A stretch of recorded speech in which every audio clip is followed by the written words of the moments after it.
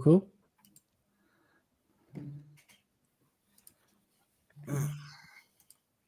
We are live. Yes, we are. Excellent.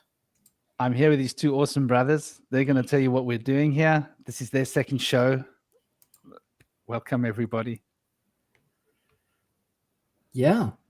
I mean, this is a kind of a follow-up from what Zerilath and I did on my channel when we had the Alaskan shaman on, the Alaskan Olfetnar.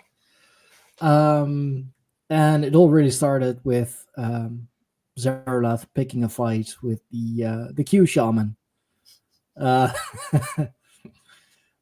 Talking about what actual shamanism is and what it isn't.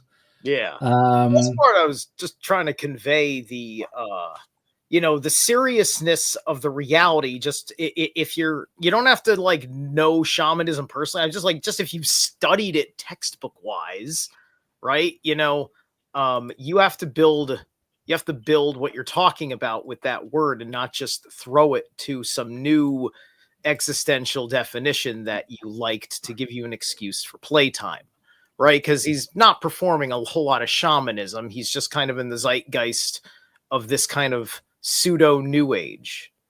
Anyway, sorry for the interruption. No, all good.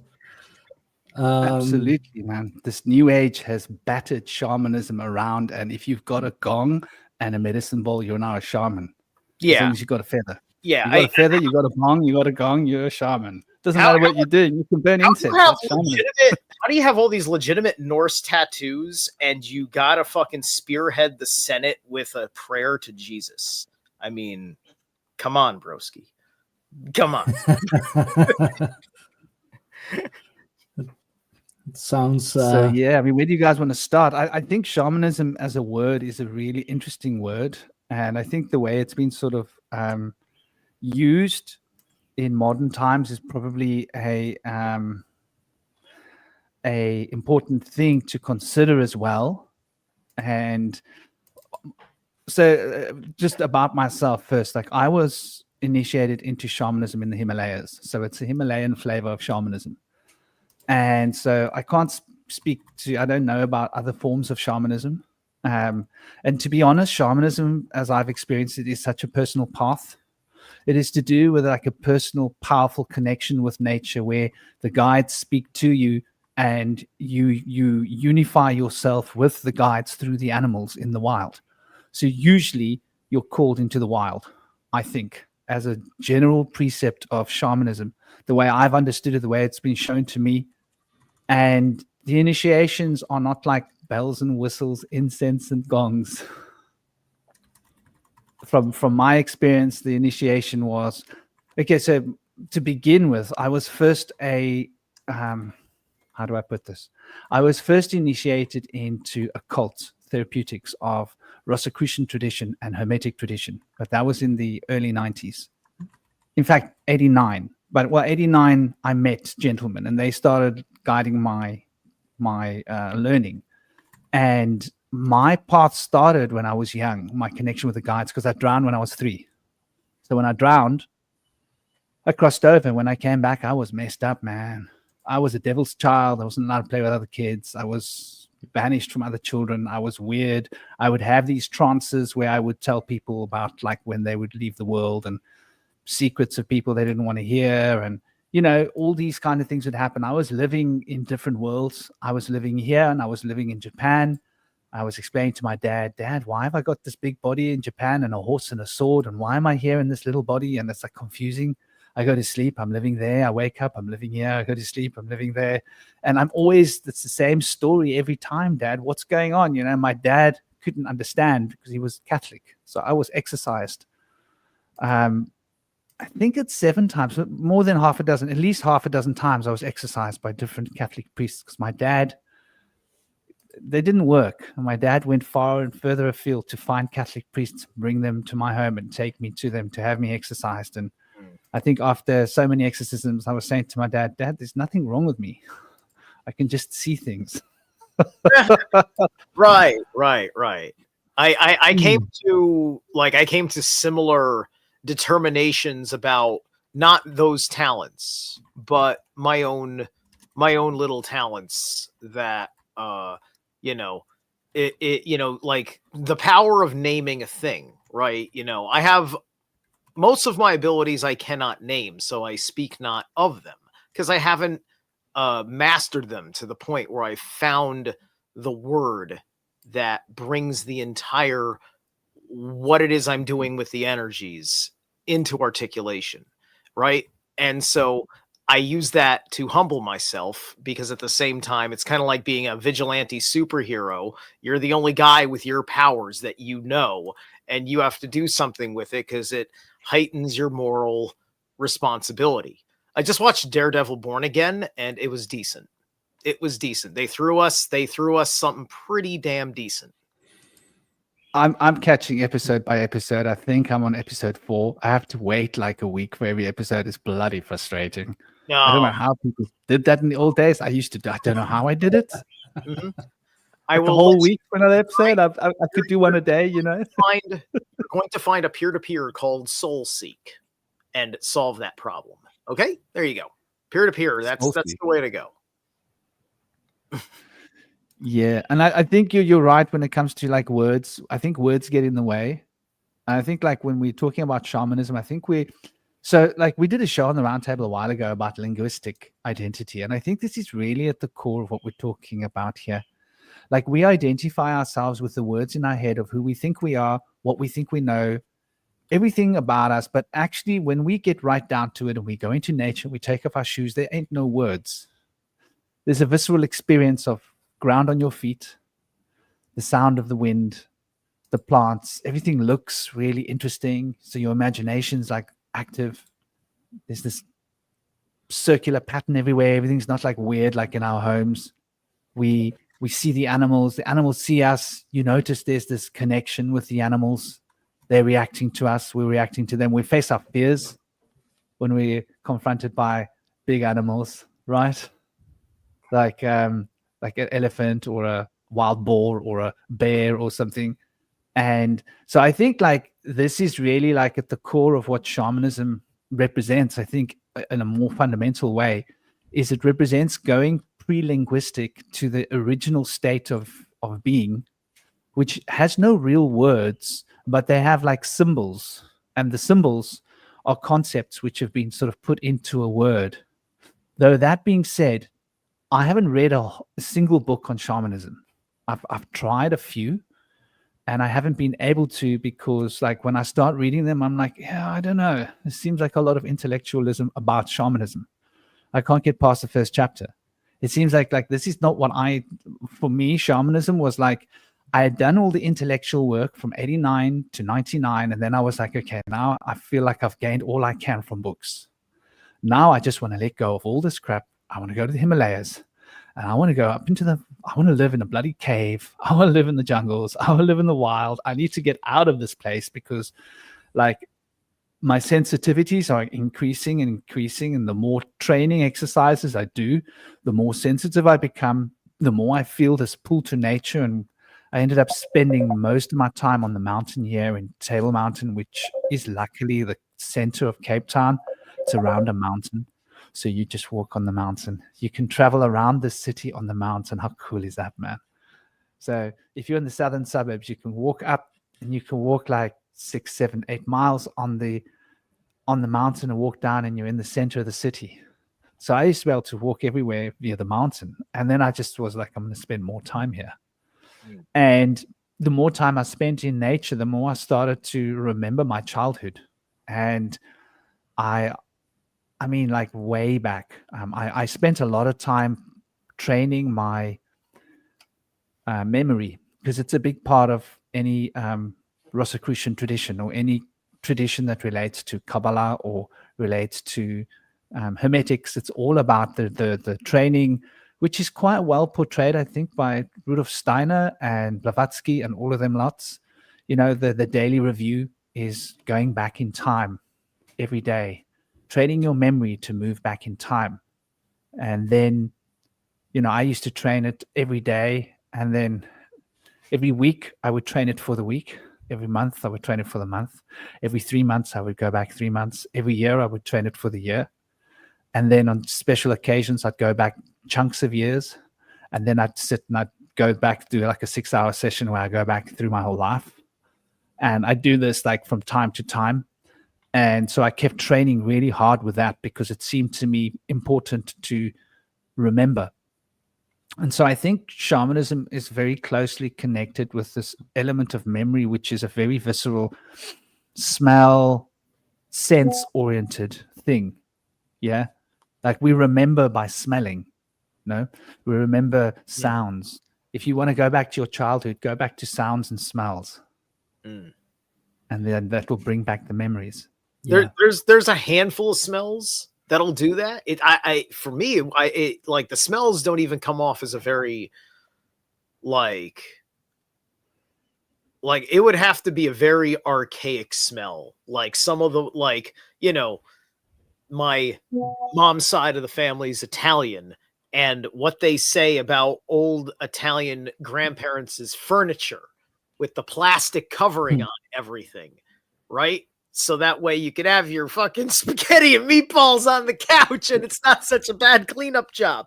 But sounds of the squeaking in the chair with all of that plastic, clear plastic kind of rubbing together, and then the smell of that plastic and the very dry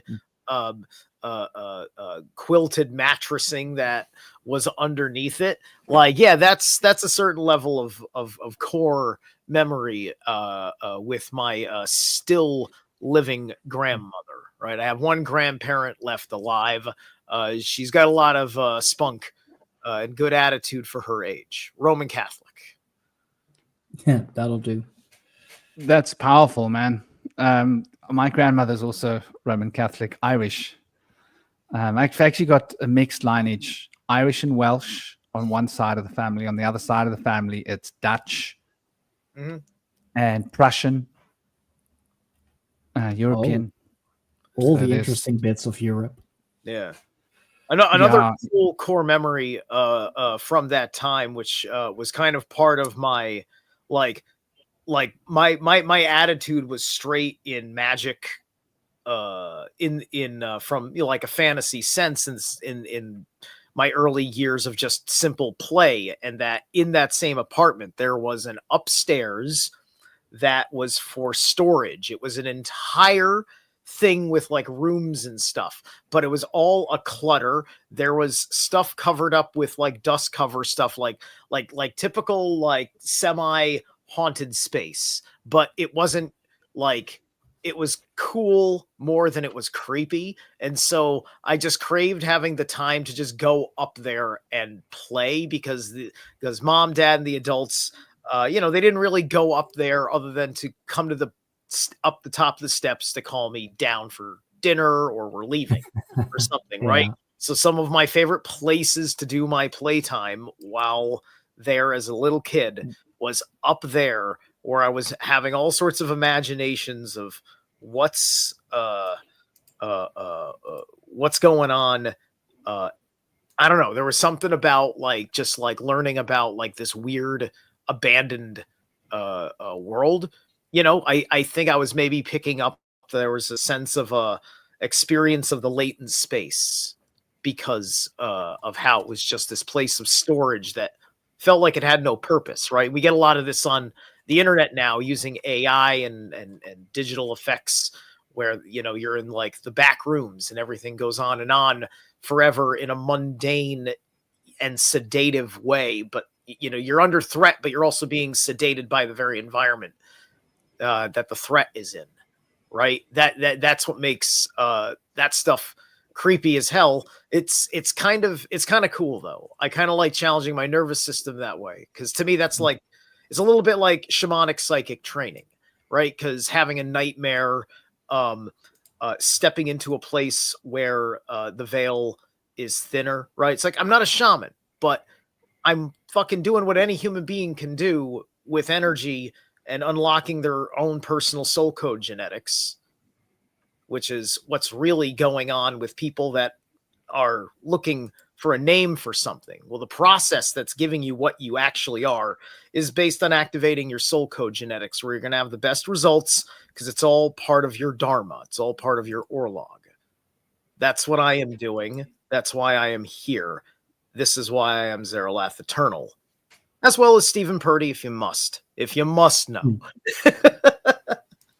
Yeah, man, I'm Franklin when I'm not the Bush Whisperer. Or when I'm not Patrick, I'm Franklin. Patrick's my second name. Obviously, Irish, well, go figure. Yeah.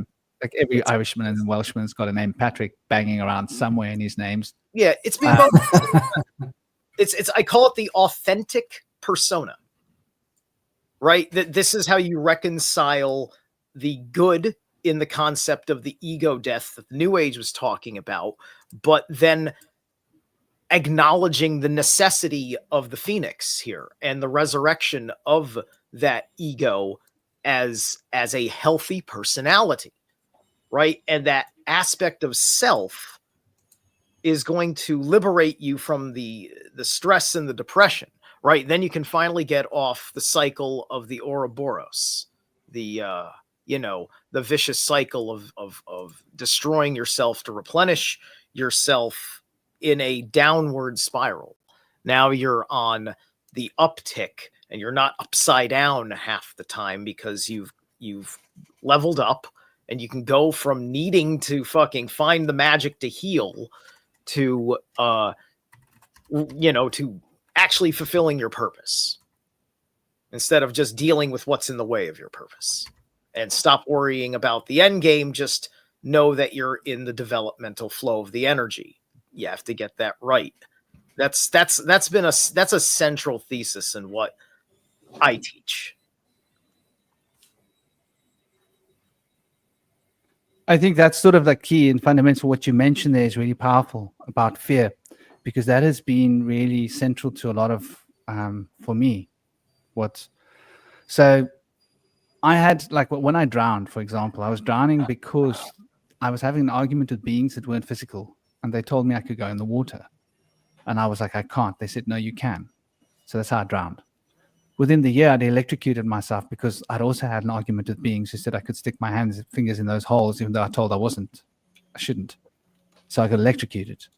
And so, like, literally, I was wired into the mains until it blew up a substation, like 100 meters from my house, or 50 meters, 60 meters from my house. That actually almost burnt down 2 houses, like blew the whole thing up. There was no electricity for like 24 hours. They had to work through the night to rebuild it. Holy shit, man. So, like, I had this thing with these beings ever since I was a boy. And then when my abilities woke up, they were always looking for me. And that was the first time I came across this little being, what you guys would call a kabouter. Yeah. Right? Well, I call it, I didn't know what to call it. He was this little guy who was dressed in funky, cool, like bright colors, and he used to dance. Man, this guy could rock. He would dance and do all sorts of like funny kinds of a dance. He would even do like somersaults when he was dancing. Would you say it looked like a clown? Sorry? Would you say it looked like a clown? No. Well, he had a hat on. He didn't have makeup on. Okay. And he was small. He was tiny. He A was like, kabouter is more akin to a goblin or a okay, like a kobold from Germany. He was less than 30 centimeters. Yeah. He was small. Okay. Yeah. And right. he used to it wasn't a appear Nephilim. in my room. Just would checking dance. whether it was a Nephilim. Go ahead. Yeah.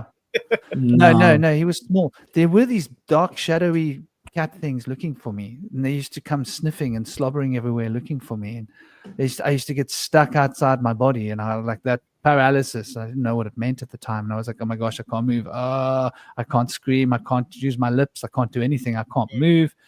But I could look around the room, even though I couldn't move. I didn't realize that, like, if I can look, I can move. Didn't figure that out yet. Well, you know what you're also doing? You're also breathing, right? You're also breathing. They can't fuck with your diaphragm unless they have the ability to kill you. They don't have the ability to kill you, so you're breathing. You're not suffocating, but you can panic and choke yourself, right? But here, sleep paralysis, it's a mastery. of breaking sleep paralysis, right?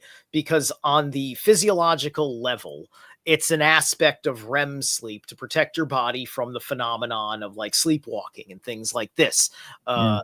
Okay, so that can be altered by various different kinds of demons. And there isn't a specific sleep paralysis demon. There are many demons who are associated with the nightmare realms like this. I believe these things come from Niflheim in the Norse mythos, the nightmare monsters and stuff. Which that's the mist realm. It's an Odinic shamanic realm. And so in Inception, they have the concept of the kick to get you out of the dream level that you are functioning in. So in order to get your own kick, you have to go into Wim Hof style heavy breathing to be able to get your windpipes to move. You need to pop your inner ear. You have to do this by screaming. So you have to get yourself to scream that vibration. You're doing Galder. This is building up the Galder from within the I am self alone. This is why Pickle Rick is my favorite Rick and Morty episode, because that's Rick. He's under sleep paralysis and he has to regain functionability with nothing more than an eyes, a nose, and a mouth. And he bites himself. He has to do he has to bloodlet to get the process started. So anyway, it's the point is that eventually you right, you're gonna hear that like that, and then you're gonna start jerking, and then you're eventually gonna get your mobility back, and you're gotta clear your brain fog, and the shouting also helps you clear your brain fog. So everybody, there's how you beat your paralysis demons. Stop bitching and complaining and start healing. Thank you. Yeah, the interesting thing that I noticed was like, I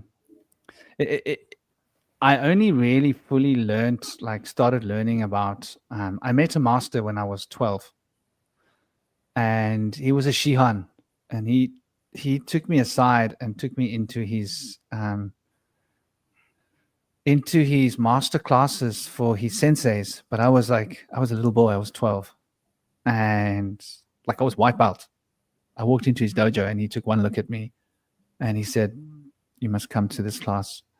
I didn't know anything about it. I went to the class. I was like, oh my gosh, these are like all men, and they're all like third Dan, second Dan, fourth Dan. Like, what the hell am I doing here? And it turned out, no, this is meditation classes. And all my friends, my peers, they were jealous. Like, why are you going to that class? I said, I don't know.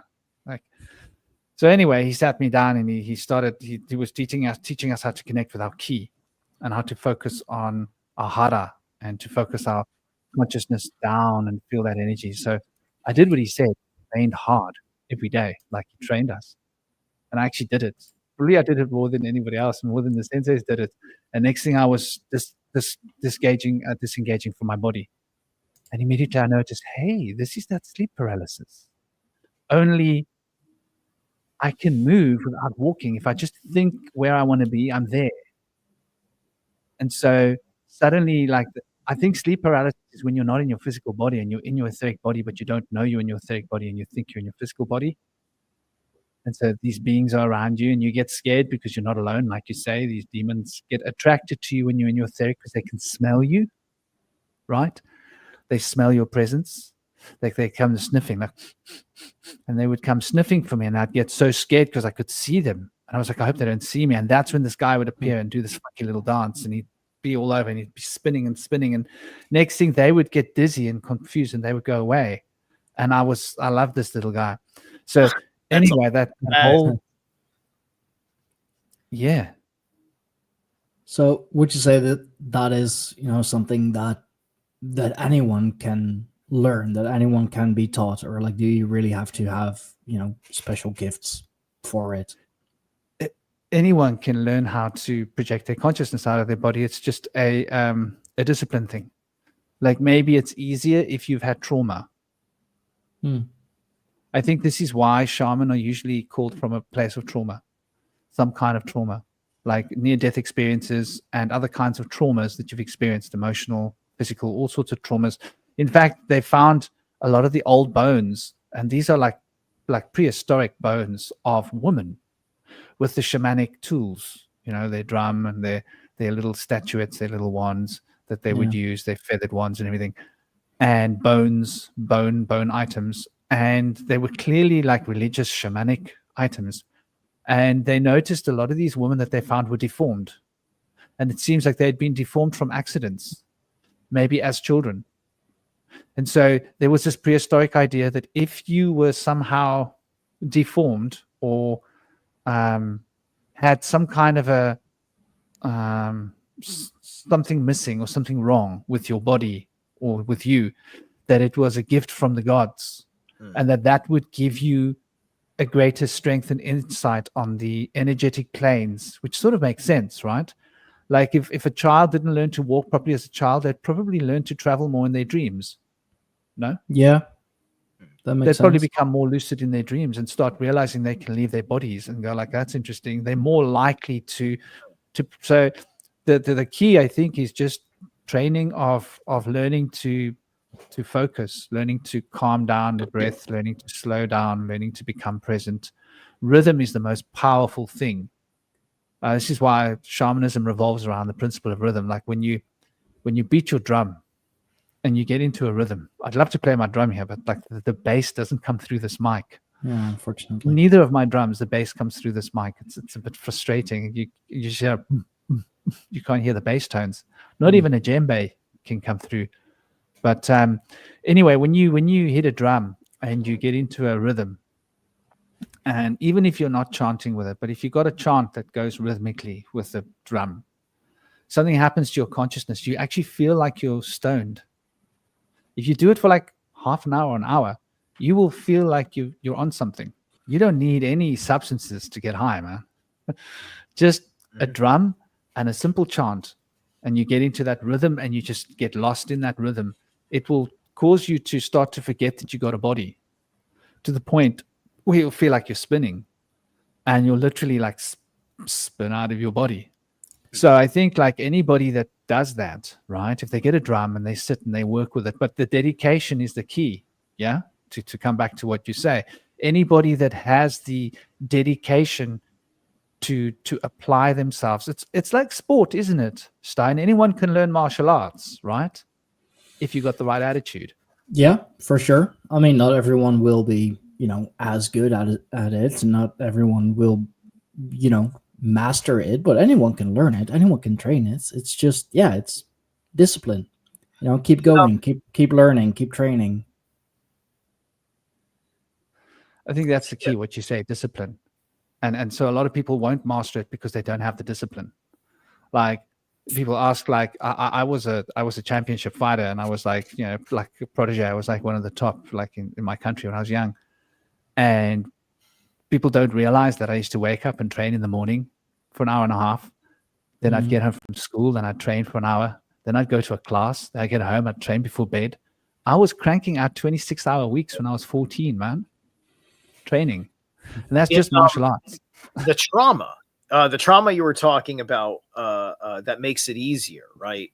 Because the trauma, what that does is that it forces you on a sympathetic nervous system level to be in the energy point of the mindset of the I don't want to be here anymore, right? So you're, the way the environment is as a hostility is collapsing your aura. The way pain is being sensually done unto your physical body is just it's running terrors through your mind of the experience that you're having, and you need to put your mind somewhere where it's not experiencing this, right? And then that's where in the MK Ultra practices it creates the split in the psyche, and then it invents this character that does that has a different experience of this pain, usually turning into some sort of a psychopath on the other side of the person's mind. This is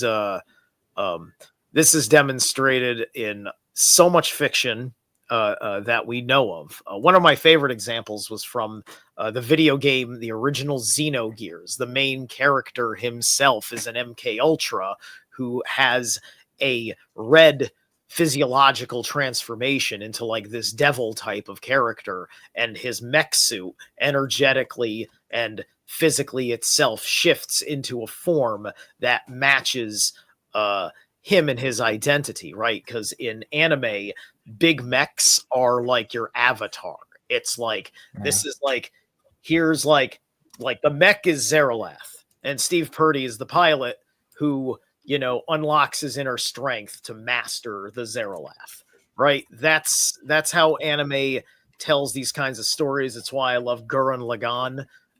That whole anime is about ascension. It's all just universal ascension, using the concept of spirals going up and spirals going down. Directional force. Good question from Moonfeather in the chat. Is it always necessary to experience trauma in order to spiritually ascend?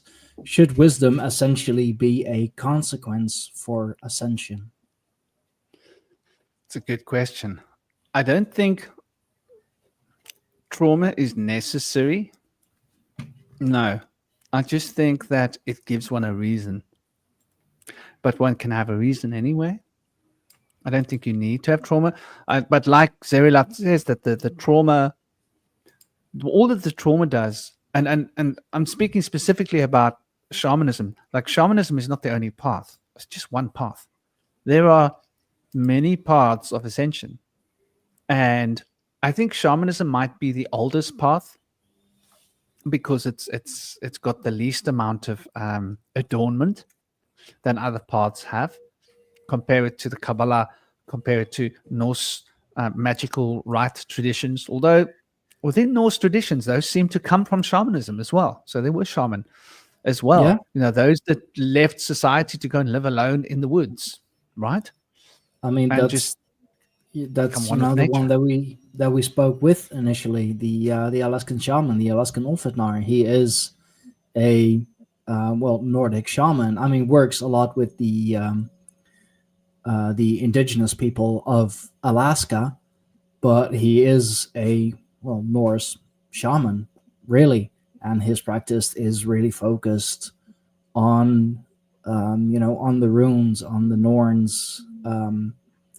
And yeah, we do see that a lot in the Scandinavian and Germanic traditions, you know. And what you said about like female and the deformities and all, that reminded me. There was a while ago, actually, that they found the remains, indeed, of a female with, you know, all those shamanistic tools, and she had I think they could like decipher that she had certain deformities, like nerve pinching and whatever, that, you know, if she like tilted her head in a certain way, that like a nerve would get pinched, and it felt like or would feel like, you know, like tiny insects like just crawling all over your skin or underneath your skin, and somehow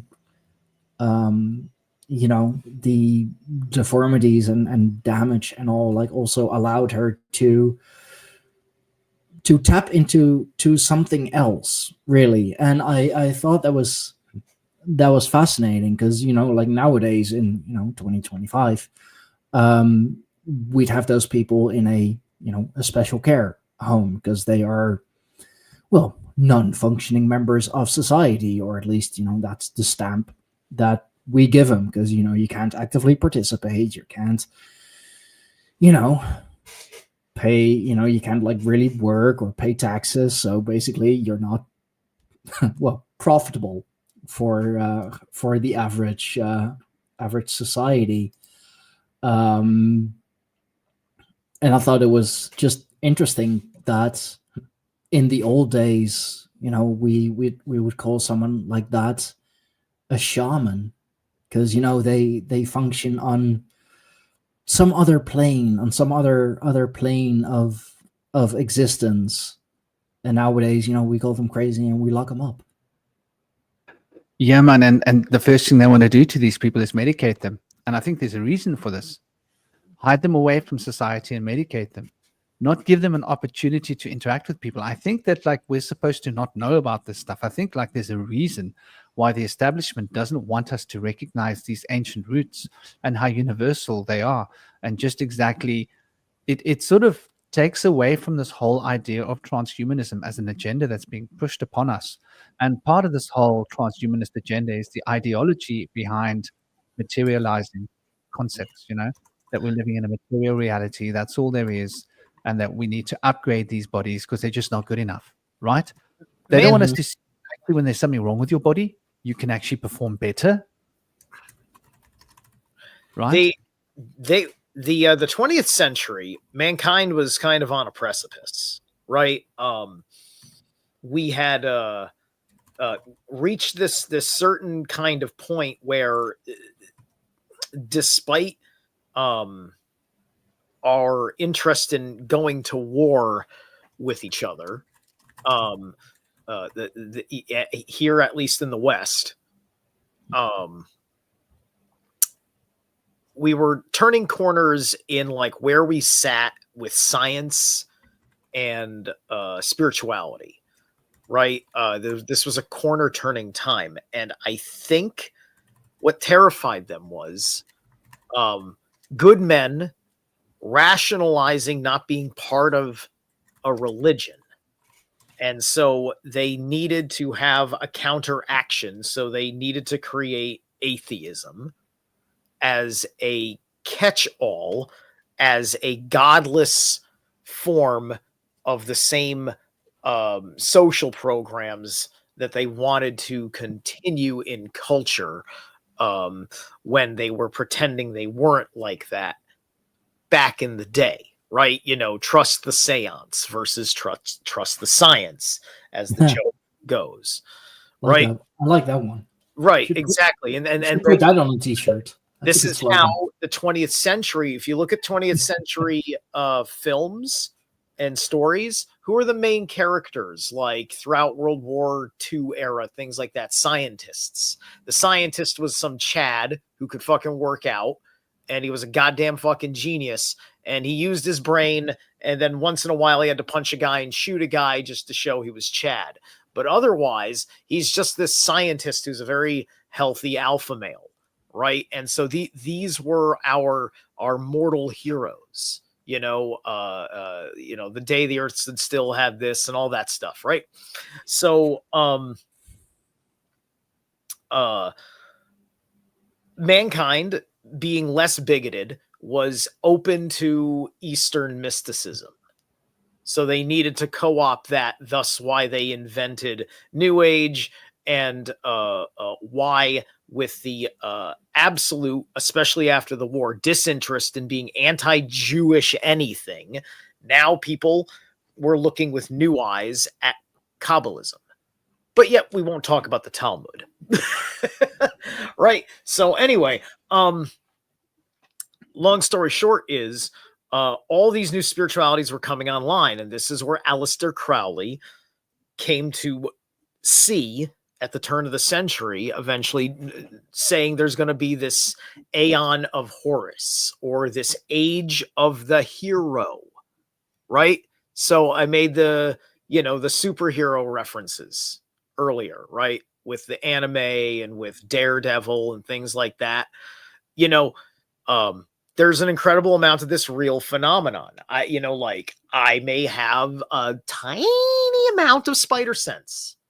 I mean, as one who works with the runes, those are like the spider's web. I mean, I'm naturally going to have some sort of spider sense, it's my manifestation of my force abilities, if we want to get all Kemetan about it. Yeah, man. Oh, by the way, I think Slick is here. I think he's waiting to pop in. Slick is waiting backstage. Oh, the Slick Star. Where's the Slicker? Ah, hello, Slick. Bum Shiva.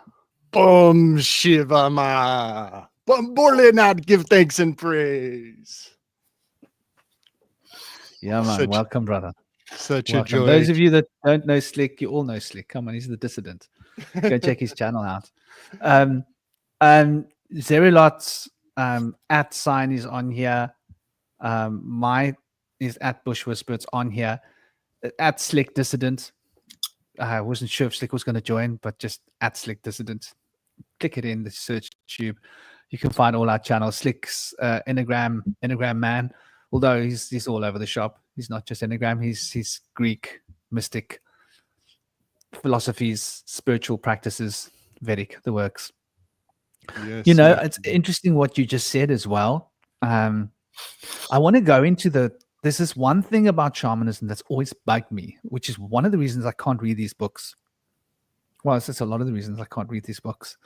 I actually don't read many books anymore. I stopped reading books many years ago. When I went into the wild and I lived in nature, I like my little boy knows me. Like I'm reading the book. I say I'm busy reading. I'm listening to the birds. The birds are my little news broadcasters these days. They tell me things. Like the skies tell me things. The wind whispers. Listen to the whispers of the wind. So like I try and read the book on the leaves. You know, there's leaves. Or in the rock. You read the book in the rock and there's little pictures. Little like you can see how these guys were doing rock carvings and stuff because they could see these little pictures in the rocks. Wow, what's going? Let me carve around the picture I can see, and then they leave an imprint on the picture because there's little stories happening. It's like hieroglyphics. So, but getting back to shamanism, what one of the things is okay. So the popular theory at the moment is that the word shaman comes from Tungis origins. Tungis, which is what, Eastern North Russia, somewhere around there, right? And the Tungis people, so I looked into this and I thought, well, that's strange because I know that the word Shramana is in the Rig Vedas. That's 3,500 years old. And I've come across the word, very similar sounding word to shaman in Chinese texts. So how can it just be one place? So this became popularized by Yuha Yan Hunan.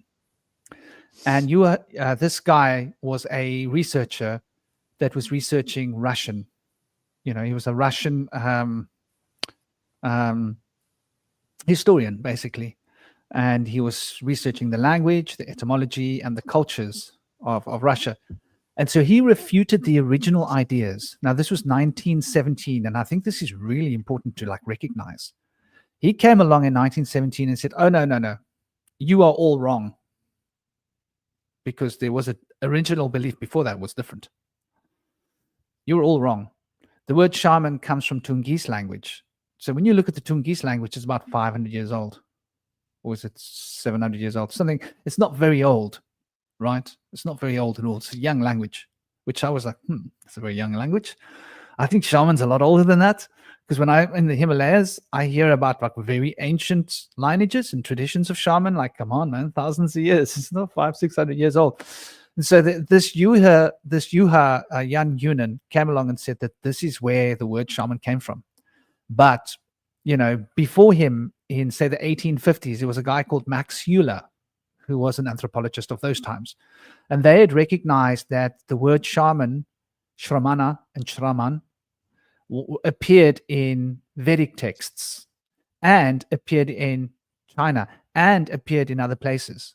And there's obviously lots of names for these practitioners, right? Like from the Vedic, the Vedas, which are the 3,500-year-old Rig Vedas. A shramana is somebody that uses a drum to go into a trance while chanting the shraman, which are the sacred texts, the sacred chants, in order to have a vision and an experience outside of their body with the devas or the devtas, which are basically animalistic beings that give them insights for healing and can actually possess them and help them to be a transferring agent of healing or necessary guidance or wisdom for the local community. And these people were always called to go and live alone in the wilderness. And So, I mean, this guy, Juha Yunhunen, never studied Sanskrit, never went to India, didn't study anthropology about there. He was studying in Russia.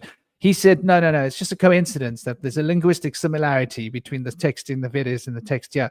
And so he refuted what the Max Muller and all the previous anthropologists from the 1700s had been basically recognizing. And this got me like really intrigued. I was like, I wonder if there's a reason why they want us to hinge it upon this particular tribe. So I looked at this tribe and I go, well, their shamanism revolves around using substances. Very interesting. But when you look in the Himalayas, it doesn't revolve around using substances. Those are used as an initiatory tool to initiate you so that you can gain an experience of the other planes of existence. But then the training is done without the substances so that you can do the work. And so I found that really interesting was, I wonder if they're trying to promote the idea that shamanism is about using substances, which is a real popular idea these days. People think if they're drinking ayahuasca or DMT that they're now shaman. They don't realize that, okay, yes, it's part of a training tool, but actually the real shamanic thing has got very little to do with the substances, because the point is that the training should take you there without the substances at some point. And so I got looking to the roots of this language. And so it takes you into the Proto-Indo-European language group. And the Proto-Indo-European language group is the mother language of Russian, interestingly enough, of all the European languages, Sanskrit, Iranian, or what we call Aryan languages, right? It gets really interesting. You look at the Caucasus Mountains, where the Caucasians come from. Gosh, there's links with the Caucasus with the Norse tradition. There's very similar rock paintings, almost identical in the Norse traditions up in Denmark and in the Caucasus Mountains. Very similar practices, even linguistic connections. The Germanic language is quite an old language from the Indo-European, which came from the pre-Indo-European. And when you look at these languages, you find all the same terms. It's very, very interesting. Like, for example, Otto Schroeder was a anthropologist that came up with the idea that 3000 BC onwards, there was this Indo-European people on the steppes. And the steppes is all the way from Europe right across to Far East Asia, right? And through Russia and through a lot of these regions. So there were these people that were basically along this broad sort of area of being. And there were different languages like Uralic. And the Uralic language was considered first to be different, but when they started to study the linguistic, they see there's a lot of similarities with the Indo-European roots and the Proto-Indo-European languages. Like, for example, you look at the Indo-European languages and you look like father is pati in Sanskrit. It is patera in Greek. It is pater in Latin, right? It is pader in Iranian. Interesting. Then you look at mother, it's like mata in Sanskrit. It's mitara in Greek, ancient Greek. It's mater in Latin. It's mat in Russian. Right? So you see all of these languages, and these all come from this ancient language. Now, there was a point where the languages changed, and they went from, what's it called? What was that change called? There was a shift that happened that I wrote down that word as a hint chat to try and remind me of the word. Can't seem to find it. But there was this very important shift that happened called the Ruki. Ruki. Now, during the Ruki transformation of this Proto-Indo-European language, the S's became sh, very important, right? So before the sh wasn't a part of the language group, but S's changed to sh and K's changed to S's. And so we can see this, we're talking about 5000 BC plus during this Ruki period. And there was this migration that basically happened right across the steppes. And the migration went to a place that was called, what was the place called? Oxus. So Oxus was an important point where this Proto-Indo-European language was developed to become Indo-European.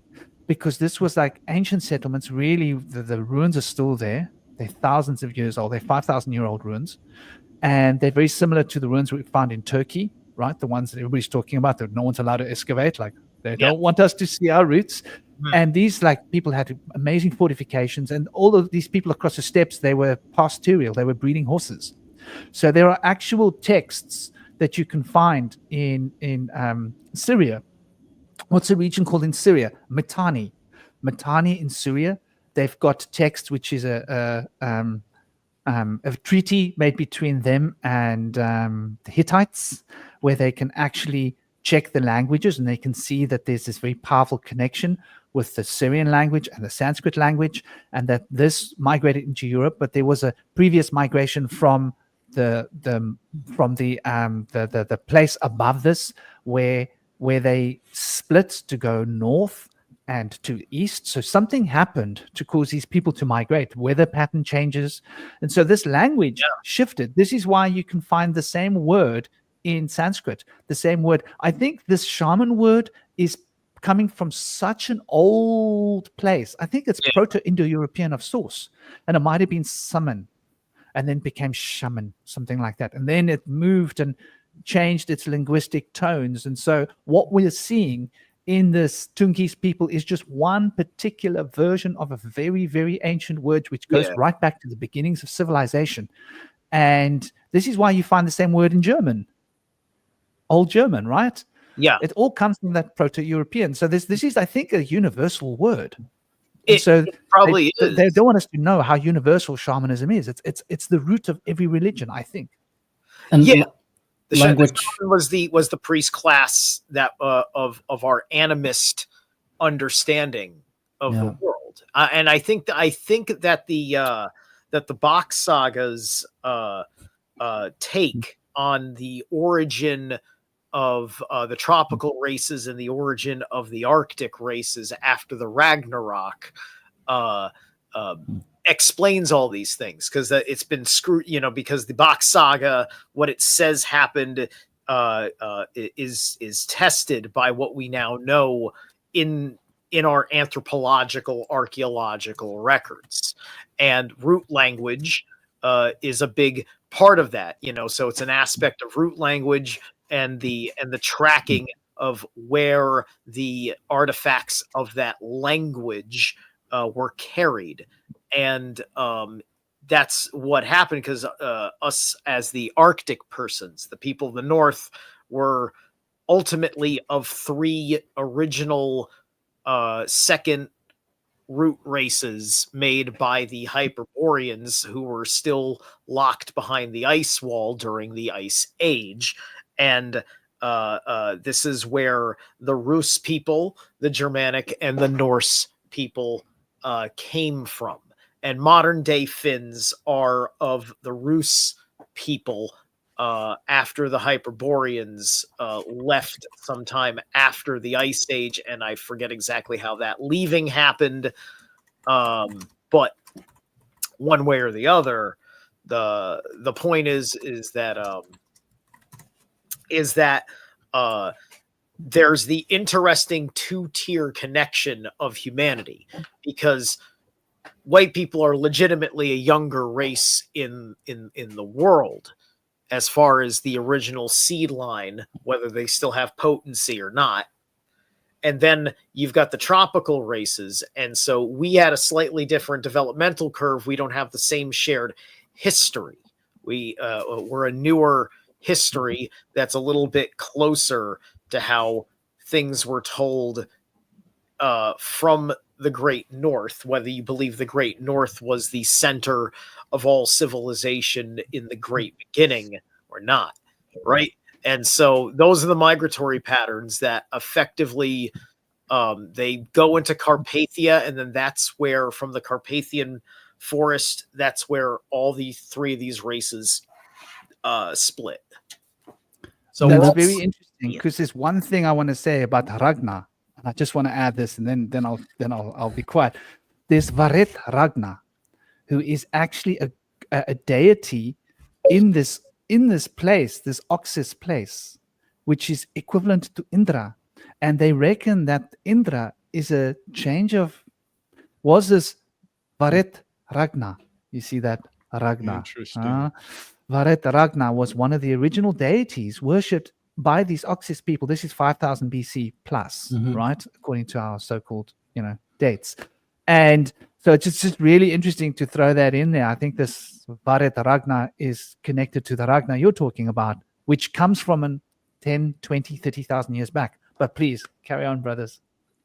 No, it's the it also kind of gives credit to the like west to east migration, because there are theories that what we know as the tribe of Dan from Ireland and from Irish mythology, that eventually they kind of like become the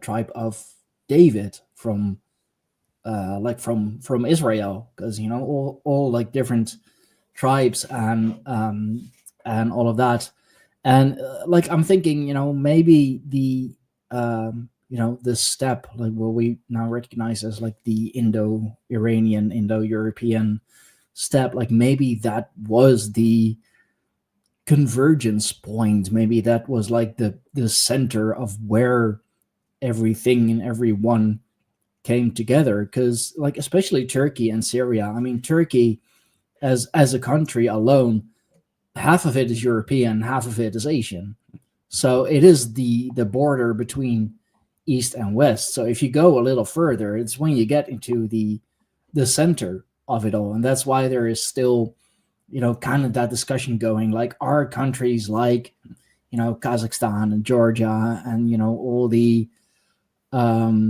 former what is it, communist countries, but like south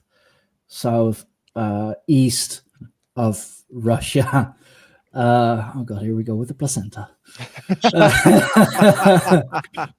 Like are they European countries, or are they more Asiatic countries? It's still there's still a discussion going on. I believe that European Georgia, by the way, recently joined the European Union, and everyone, like at least here in Western Europe, is kind of asking themselves, but are they Europe though? Like they're so disconnected from the rest of us. They're more Russian, Asiatic. So it's just interesting idea, since we have all those migration patterns, and I'm definitely a big believer in multiple cradles. So who knows, maybe Bok Saga, there is truth to it.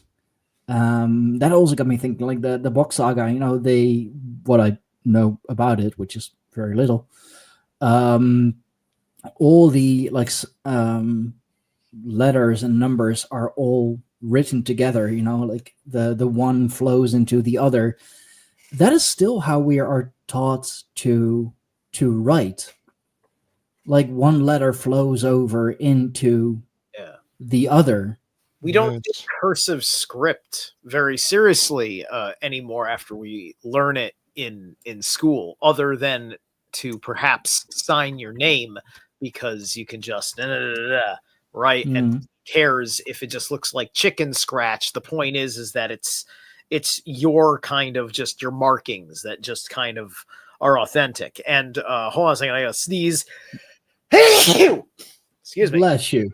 Pawamukli-san. Do not bless me. Thank you. Lakshmi Devi. Thou art blessed, my child. That's what you get for sneezing in front of a bunch of shamans. Well, here, listen, I'm just talking about the word bless. I'm all good with the energy that you actually mean. But anyway, yeah, the placenta, just talking about it a second ago, it was making me think, all right, I don't know if there's anything in the box saga that confirms this yet. We'll see if I find it. But now I'm thinking to myself, okay, in the box saga, the whole royal family lives in a castle on an island in the middle of a lake. The lake is the placenta. The lake, the moat surrounding this castle, because this is where the source of the whole breeding program. This is where the bed chambers are. This is where they're doing their thing, right? So would that make the castle the umbilical cord? I suppose well, there isn't. I think the plumbing for the castle that removes the waste away from the civilization would be the umbilical cord. Well, actually, I think everything was done by boat. I think that the boats would be going in and out.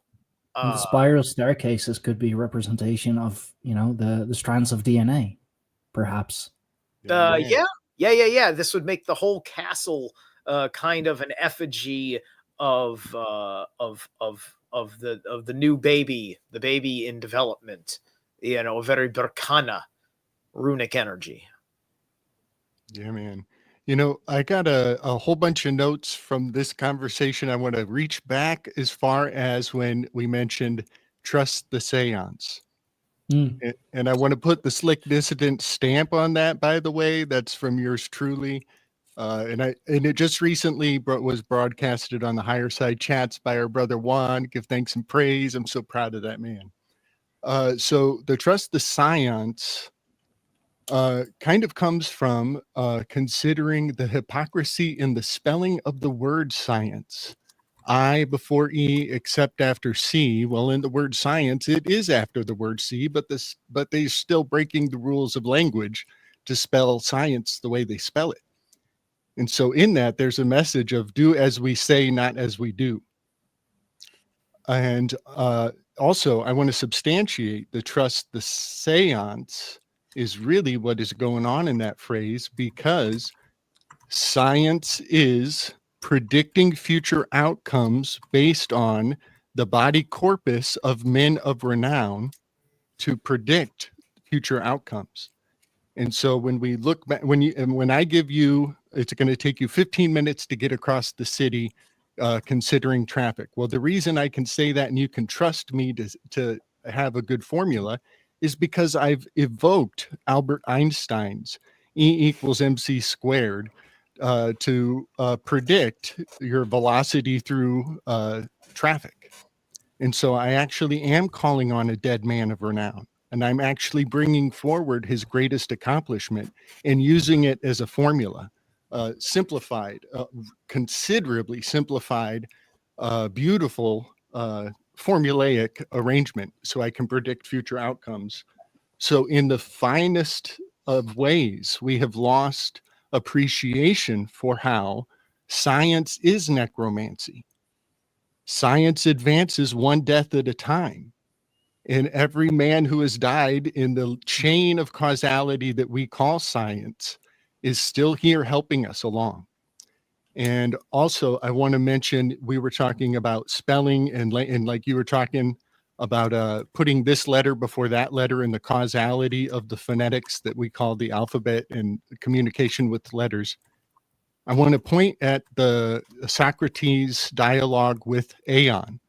And in Socrates' dialogue with Aeon, he talks about this great chain of inspiration that all of the great epic poets are considered a link in that chain. And a performer on Earth is standing under their favorite poet's chain, the link of their favorite poet.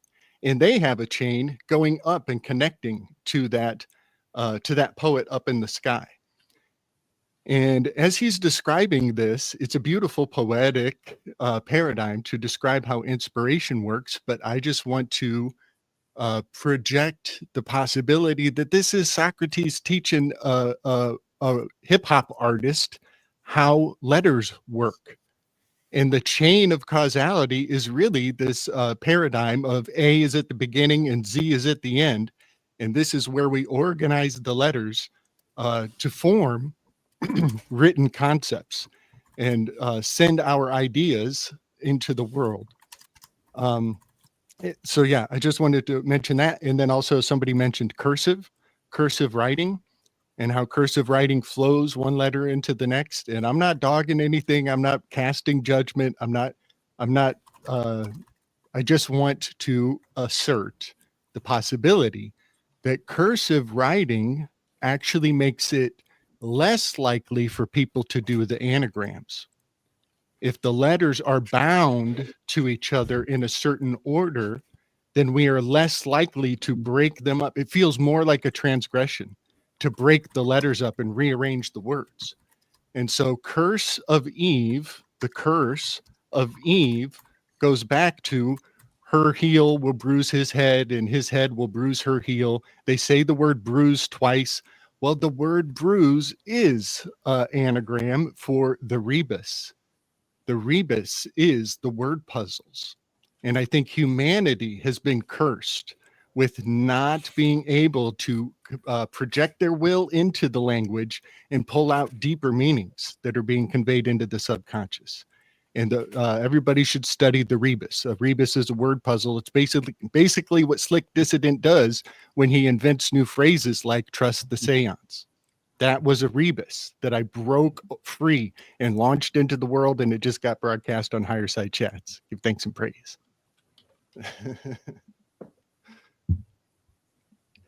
Yeah, man. Trust the seance. I like that. It's just one of the classics.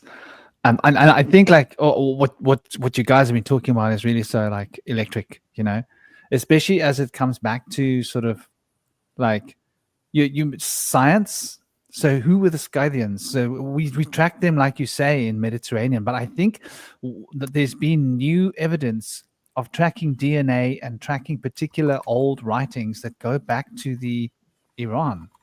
So like everything seems to go back to that place where the Indo-Europeans were settling. And so it goes back to the Caucasus, this mountain range of the Caucasus, where the Caucasians came from, the people with the blonde hair and the blue eyes and the red hair. And Scotland, I think, like Scotland and the UK, for example, this is very interesting. Did you know that a high percentage of all of the men in England, the United Kingdom, actually, the whole of the UK, their DNA aligns with the mummies that have been tested from ancient Egypt?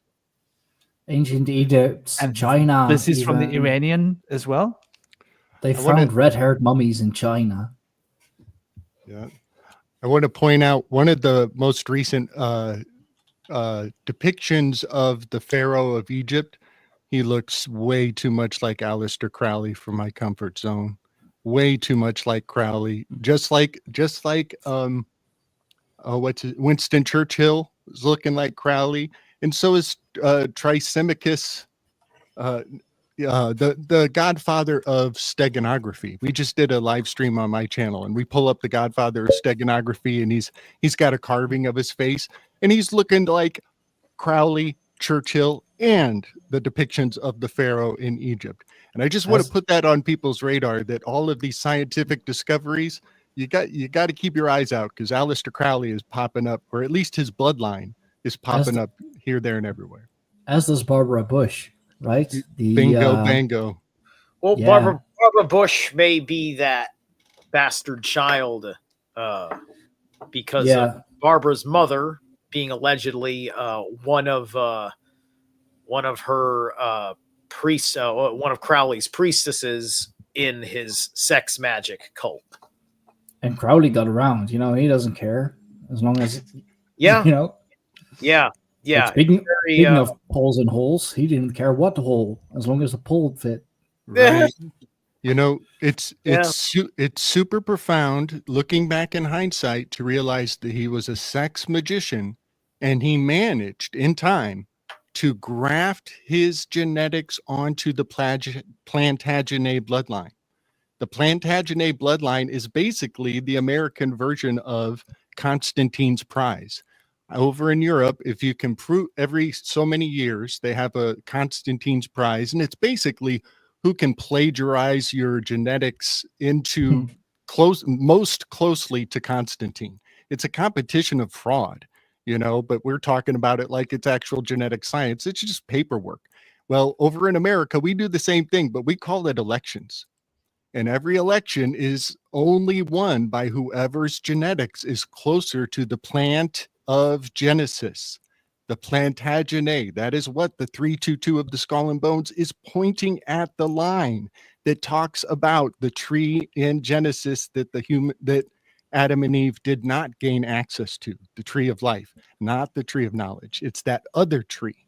And Crowley grafted his genetics into the Plantagenet bloodline. That is the highest sex magics there is. And you got to respect that. You don't got to love the guy, but you got to respect it.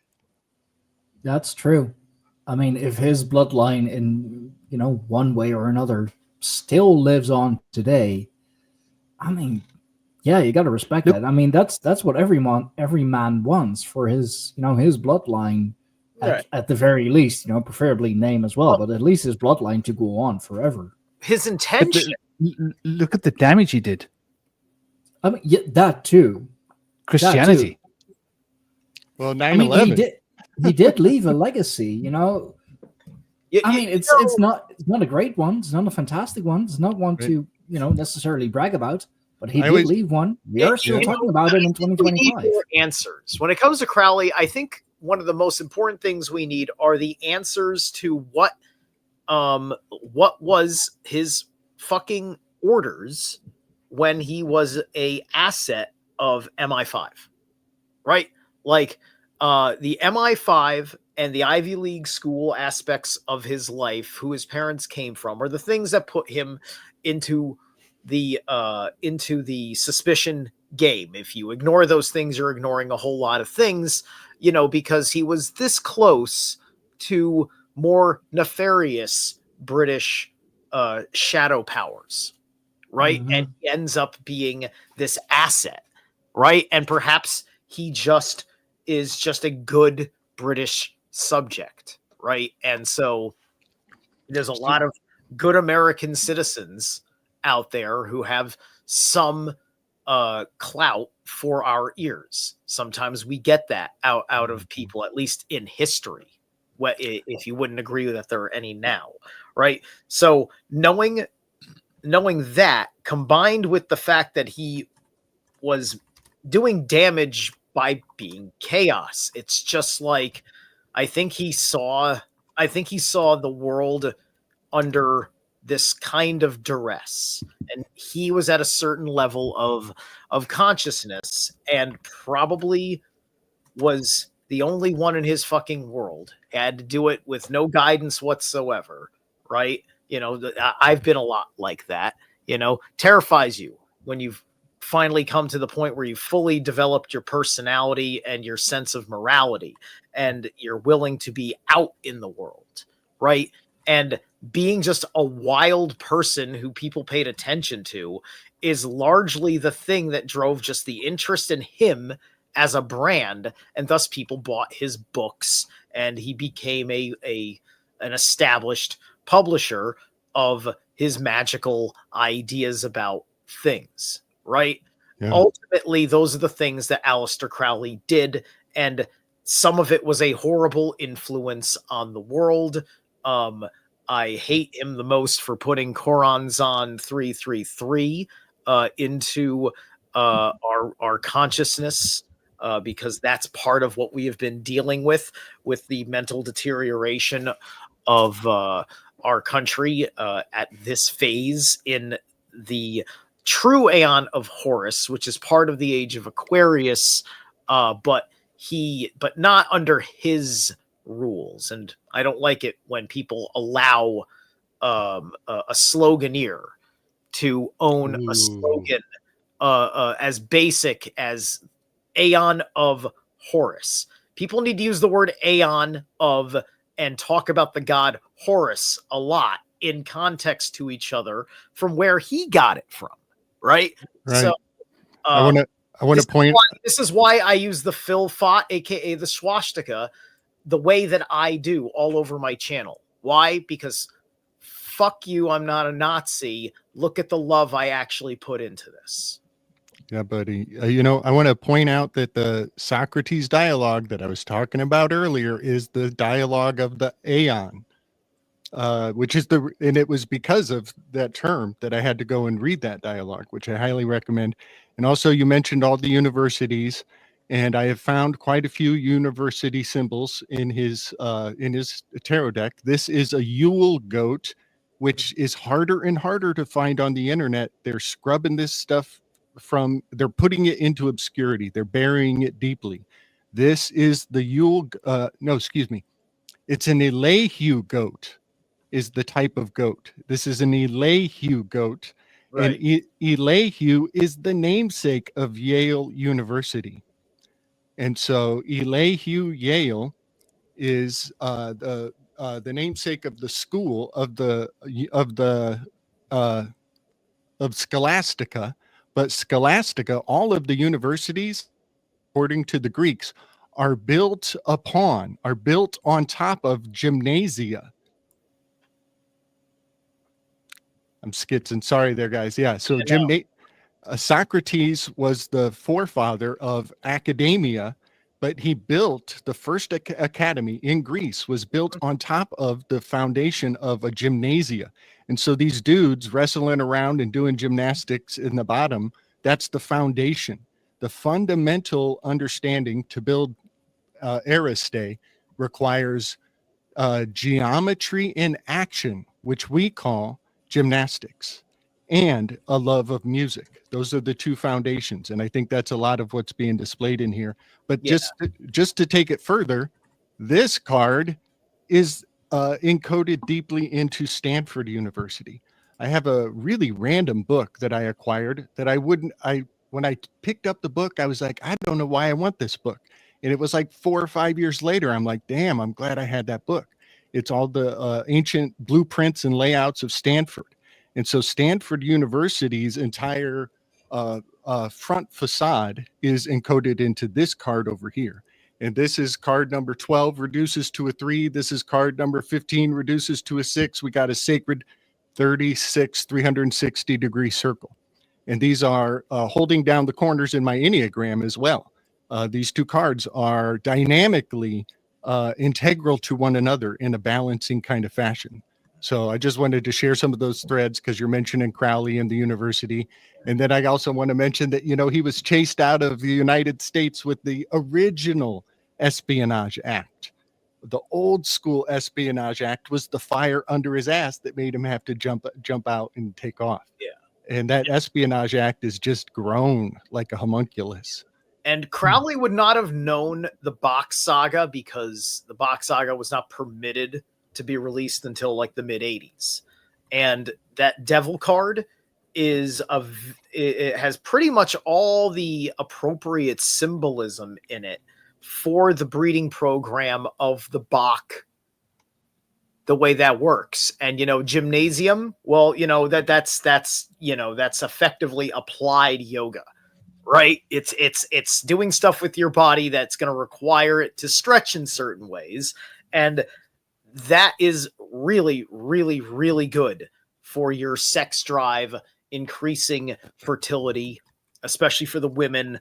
And guys are, just the homosexuality that they are effeminating men with the way that they have male yoga, right? It's hard for guys to find like a neutral, like masculine yoga guy that doesn't fucking annoy them, right? Some of them kind of do it, but there's too much new age. I may one day make an entire like Norse themed yoga flow, but I'm not there yet, especially because I haven't figured out what that flow goes through and what I'm going to call every single move as I need to up my Old Norse acumen to make sure I've got the heart and soul of it. There is runic yoga. You can take that and make it your own. Runic yoga. What I've seen from runic yoga is more of like runic qigong, where you're kind of taking the energy postures. But that's just for the energy. I'm talking about like, let's get limber about things, right? And so downward dog is maybe going to be something about, Fenris or something like that, right? Wow. This is my point, right? You're Yeah. showing, instead of just confusing people with Sanskrit, your posture is showing you something, right? Like, why would something be Fenris? Because the mythos of this yoga, this flow state you're going through is a living mythology. You're going through postures of something you're doing, like wrestling your demons. And this is Tyr getting Fenris back on the leash, that kind of thing. And then like headstand or handstand poses be, like Odinic, for example, him hanging on the tree. That's an interesting one. Yeah, we buddy. could totally develop that. Precisely. The dog star, the pose of Sirius, the plow, the pose of the plow, there's the pose where you go like a cat, Leo. Right. They're all astrological. They're astrotheological alignments of the body. Yeah, but boat pose, right? You're getting that burn on your midsection. I mean, maybe that's Naglfar. All right, Naglfar. Ugh, hold it. They're scratching at your belly. Fingernails. Oh god. Right. See how that works? That's men that don't want to be effeminized by yoga because they're right on an instinctual level. They need more shit from, people that are going to break tradition, right? It's just like, and you can honor the tradition, but you're doing your own thing with your own practice, right? It's the only way any of us are going to move forward as friends and colleagues in the age of Aquarius, especially if we're in our fields as such, So Not like now I'm thinking, what would be the Loki pose? Like, Loki is a trickster. He's a sly bastard. No, man, Loki, I think Loki is not part of the flow other than when you make a mistake. If you slip, like nice. let's say you're doing crow. There's one called crow pose, right? So say we're in Hugin or Moonin, whatever way we're doing this crow pose thing, right? Sure. And you lose your balance and you fall on your face. That's Loki. Or if you fart when you're in a backwards arch, that's Loki. yes. Or when you fart, you have to hold your posture. You have to find a moment to say "excuse me" while holding your posture, so on and so forth. Guys, let's start developing this. There's promise in this, and Howard already came with a fun name, yogic Odinism. Ooh, man, doesn't that sound powerful? That sounds awesome. My cherry wants to see the Loki pause. Somebody can type out of the That she does. My cherry's ready. She's ready for us. But I think this is an interesting. Have you ever been mounted by a horse?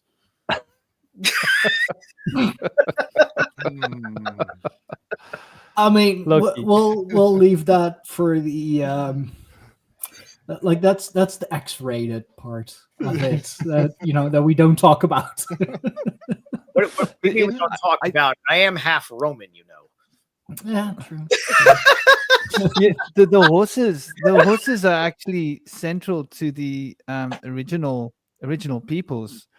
There's this piece of writing which is about a horse manual that was found in Iran, and no, it was found in Syria, and it's basically this Indo-European proto-language, very early, very old, and it's very similar to Sanskrit, but they reckon because it's got a lot of similarities to Farsi that it must be from the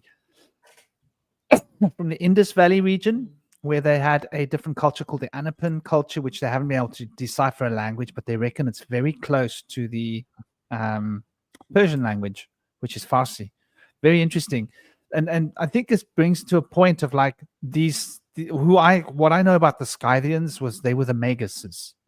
So they were the blue-eyed, blonde-haired, white-eyed. So even the story of Odin, he was a Magus, right? He was a magician. He was a powerful. He was a shaman, a magician. He had these powers, and I think that this is sort of an interesting point where the Scythians had all of the knowledge base of what became Zoroastrian magic, and what was before Zoroastrian, You know, there was an Iranian school of thought philosophy, and this comes obviously from the ancient tradition of what we were talking about, the god names that are found in both the east and the west, so to speak of. And we see it like the first worship in India, the earliest worship we can find is basically Zeus, right? The word Zeus comes from it. The word Jupiter, Deus Pitta, is Zeus Pitta. Zeus, Jupiter, it's all coming from the same roots. And if we go back, then we see Zeusundra from the Sumerian tablets, right?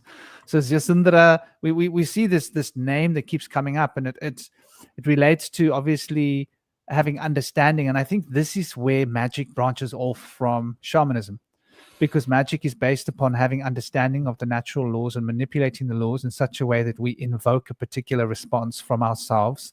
We invoke a particular shift of consciousness that's going to cause a equal, relevant vibrational shift in matter that will produce the cause and the effect that we're looking for to drive a series of chain events to get the results that we hope to achieve. Shamanism is very different because it's not any invocation involved, it's evocation. It's more like, I don't want to do this. Shicks. I'm tapping out. Hey, someone else, can you please come and give me a hand? Yeah, like this is like I'm just gonna go along for the ride, and you guys are gonna come in here and like get it on, right? And so there's that which is why I think it comes from an older tradition. It's a very feminine thing to do, right? I was just gonna say that. Surrender. Yeah. Surrender and let that presence come in and do what it needs to do. Where the masculine thing is like, we need to be in control, dude. Like, I'm on top. It's a male thing, right? Well, it's funny. Right. Like, this thing goes up for a reason, you know? And so we have this control dilemma with men more often. And I suppose it's what creates a lot of the friction between men and women, right? Because we want to like often control the woman, and the woman, like, they just want to be, man. They don't want to be controlled. They just want to let things flow the way they're meant to flow. And so the whole idea of shamanism, I think, it comes from an epoch before all of these modern magics. So like Aleister Crowley, these are all Scythian ideas of I can control matter. I can push nature into a block. I can dominate nature.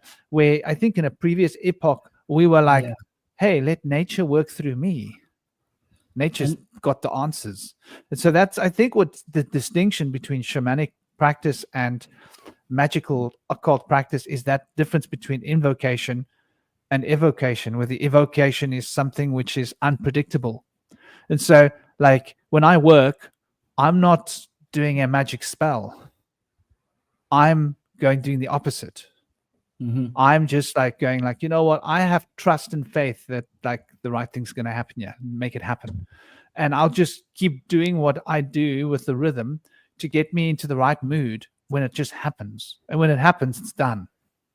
You know? And it's so funny that like we're now living in a like a society, you know, like especially, you know, the red pill community, for example. It's so focused on, you know, this fucking hyper masculinity, and any sign of emotion is feminine, and you know that's not okay. You know, man only. You know, just rage and horny. That's all you're, you know, allowed to feel.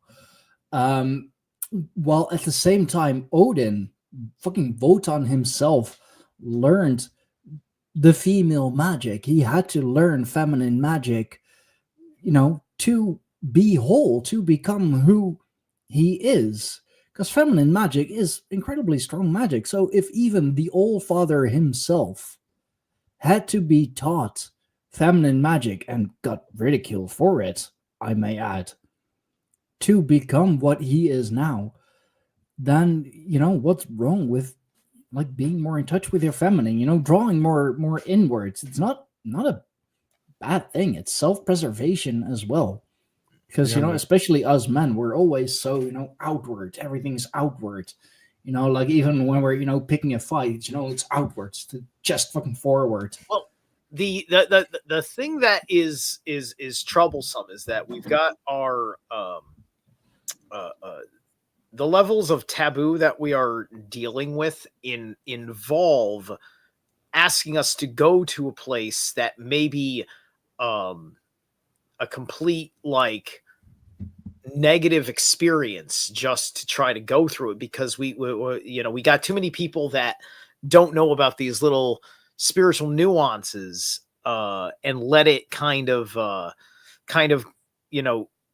go nuts on them to satiate a problem that they might think has something to do with the gender that they are, when just that it's shaped a bit by the gender that you are, but it's not trying to imply that you're, in the wrong physiological condition, right? And so what I'm basically trying to say is like I've typically used yin and yang as my like default kind of way of explaining what I'm getting at, is that there is a principle of energy by which the feminine force is built upon, right? And that energy co-shares space between both genders, but it will sit in the inferiority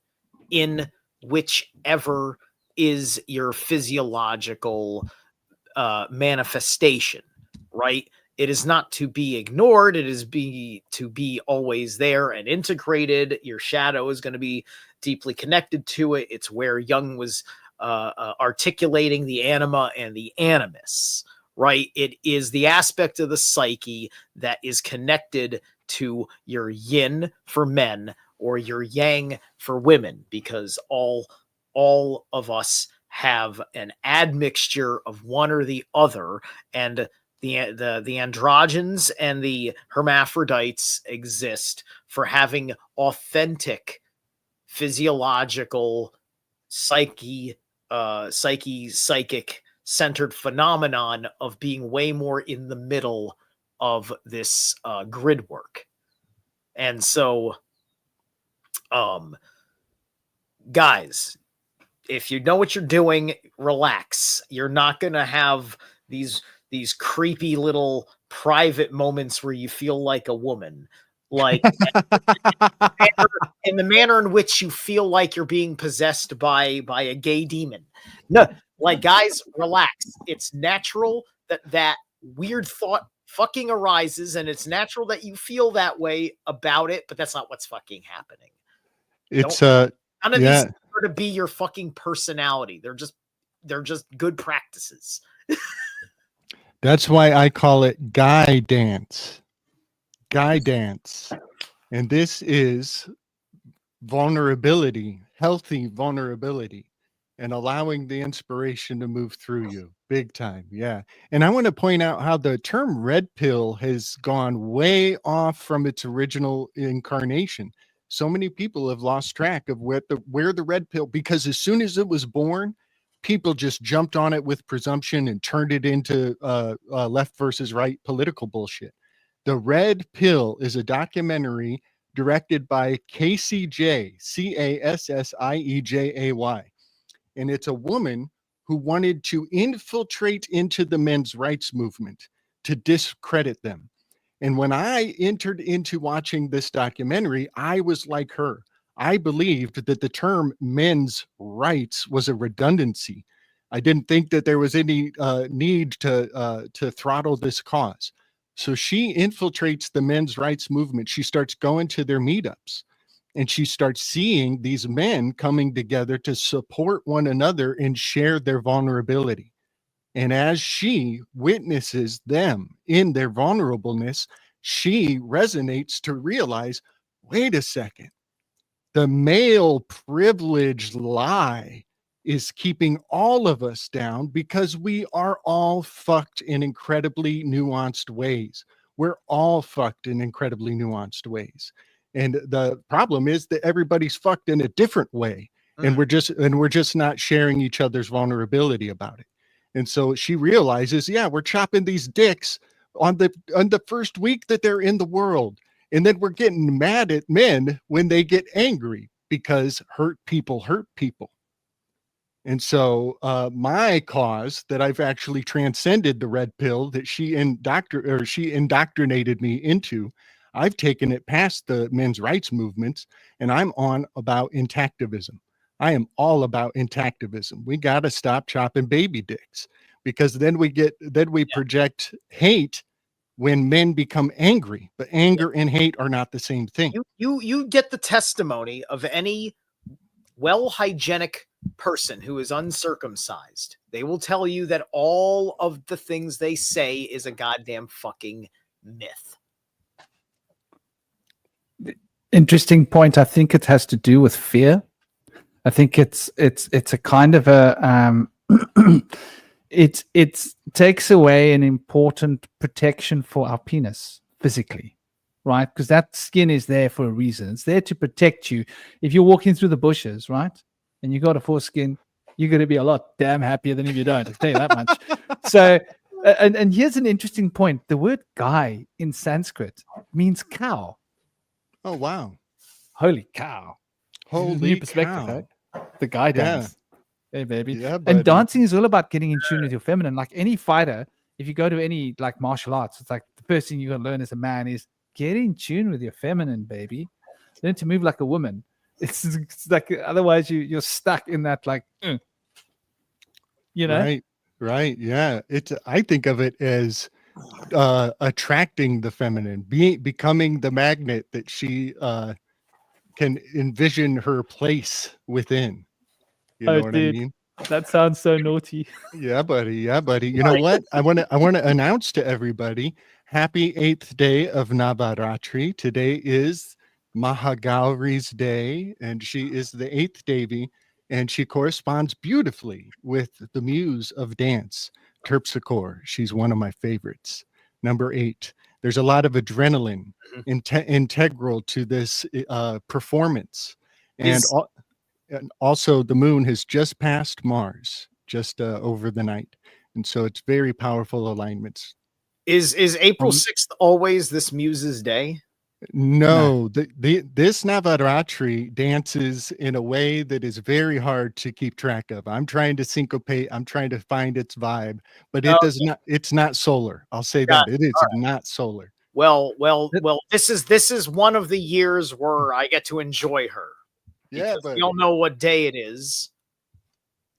But it's very interesting that you say that, because my Mars and my Mars and my moon are in conjunction. You don't know what day it is, do you? What day is today? No, but what are you talking constellation is talking to me today. It's in my horoscope. My moon and my Mars are like this. And this is my moon solar return. What is it? Sorry? This is my 45th solar return. Oh my God! This is your birthday today. I was gonna ask you this. Happy birthday, dude. I don't know why I didn't ask earlier. I didn't get a chance. Happy birthday to you. Happy birthday to you. Happy birthday, mighty Zerilath. Happy birthday to you. Hip hip. Hooray. Hey. Dude, what a sacred day. You didn't mention this before, huh? You kept that like under the hat, huh? Okay, I found this piece of paper that my friend had given me, so I don't know where I could find it on a website to make it clearer. But she had found this history of circumcision. Now, I think some sources have told me that there's 1 or 2 dates that are wrong, but circumcision actually is progressed. There's a banana here that's been cut for demonstration. Yeah, they chop more and more over time. Yes. Yeah. So get this, because like just looking at the original version gives you the whole point about it on a ritual level, because it heals back. Like it's a nothing. It's a once procedure, and then it heals because it's just like a little jab, right? Before around 500 BC, the original circumcision ceremony amongst the Hebrews, known as Brit Milah, literally translates to the covenant of the word. Covenant with the bull. Covenant of the word is what it says on this. Maybe if it's the bull, I'd imagine that makes sense too. So I just didn't hear. Yeah, I want to point out. I want to point out how the penal system, is encoded into our language very deeply. Yeah, so when they dictate your behavior, it is because we have been programmed to syncopate actually to Mars. Mars is the planet with the giant gash in it. And so I think the masculine is fully harmonized to the Martian struggle. And Mars behaves very uniquely to all the other planets. But go ahead. I'm sorry, Zerilath. I'm listening. No. Yeah, I think that Mars was not the god of war before its own cataclysm, right? The Mars energy was a different expression of the will force that was not violent. So anyway, that which leads to an active, that which makes active, that which activates, that which causes us to move and change. And so you see Scorpio is the beginning of activity, the beginning of transformation, and Aries then becomes the head that moves forward, taking that active change. So whenever you're transforming or transmutation, dealing with that energy, you're dealing with Mars in a sense, because Mars is the truck that's going to drive that through the wall. Indeed. And it's all about discipline. It's about martial application. All this talk of the Scar PO, I got to go to the bathroom, but I'm listening to Zerilath. Okay. Please do share. Okay. So let me screw back. So it's called it's the Hebrew know it as the Brit Milah, literally translating to the covenant of the word. Consists of a ritualistic nick to the penis of the foreskin of an infant to draw a single drop of blood. So it's nothing more than a blot, right? It's a bloodletting. No incisions are made, no body tissue is removed. It's just for blood. That's interesting. The glass is left, and the glass is left unexposed. This small nick heals, and no damage is left to the penis. This is the original Abrahamic covenant as he had performed on himself and his children, Isaac, Ishmael, and their progeny. So that's the original thing, right? So they would get a drop of blood out of it, and then this is a vampire's practice, because what this is not. Do you know what it reminds me of? What's that? Do you know what it reminds me of? The Mayan practice of bloodletting from our penises. They used to have special obsidian tools, and they used to do bloodletting on the penis in order to use it for ritual magic. Very interesting. The connections between Egyptian civilization and Mesoamerican civilization are so astronomically astounding that it blows my effing mind. And there may be some Sumerian connections that are wilder than all that as well. But I was going to say, we know that in Islamic tradition, a baby boy, all the women kiss the baby boy's penis. I think that this is because these guys doing this kind of thing, which should never be done. Blood intent rituals, you do yourself, right? You cut yourself to bleed for an effect on yourself. That's the only white magic way of doing bloodletting, in my opinion. Right? Yeah. Can you elucidate on the timeline of how it became increasingly into a flesh offering, and then an entire organ is removed that depletes the orgasm by 10 times? It depletes the male orgasm by 10 times. I can't even imagine having an orgasm that is 10 times what it already is. And I can't imagine what the world would be like if all the men were having 10 times the orgasm. Vulnerability, right? It's the key. So this next article, the next article is a little bit longer than the first, and the last one's even longer than that. And so this does explain, because it does go, next step is the flesh offering. So, okay, so that's so that's before 500. So now after 500 and the destruction of the temple is what they're marking this as, and I think this is the date that's in contention. Shortly after the destruction of the first temple in Jerusalem in 587 BC, a change was made in the Brit ceremony, or Brist. Well, no, it does say, it says Brit. I want to point, I want to point out how British Island sounds so much like Brit Mila, and the British Islands. It's basically the same damn word. And I am North English Norman, right? That's what a Purdy is a North English Norman. So anyway, okay, was a change made in Britain in order to make a clear visual mark on the foreskin that the man is part of the covenant with God. The foreskin extending beyond the covering of the glands was cut off. This is the best part of the foreskin removed, yet the Jews kept most of their foreskin, and the glands were kept covered and unexposed. Restoring the tip was easy, and many Jews practiced restoration in order to obliterate their Jewish identity. Small weights were used, and this is somewhat described in the book of Maccabees. Restoring allowed the Jews to escape Judaism and enter the Roman world, avoid head taxes. There's something called head taxes in Rome. I guess we're talking about the lower head. Right. Hey, your helmet is showing. Hey, put your helmet away, boy. Right. This attaches to the Stamp Act and the Impression Act, where they were taxing, and if you read it, for every skin administered, used in the extended territories, for every skin. That's for skin. So the head tax that was imposed on Jews.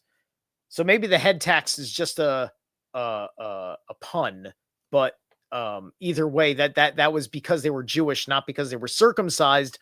Other than in Rome, circumcised meant Jewish. Yeah, those priests, they love their punishment. Their wee puns. They love their wee puns. Yes. And you couldn't compete in Roman sports, and Jesus was circumcised as a baby this way. Yep. Right? Right. So remember, it's all about him being nailed to the cross with King of the Jews over his head. And for modesty's sake, in every church, we put a cloth over his genitals. That is not how they fucking hanged him. It was they were hanging his shame up, because that's all part and parcel of the complete and absolute abuse of the matter.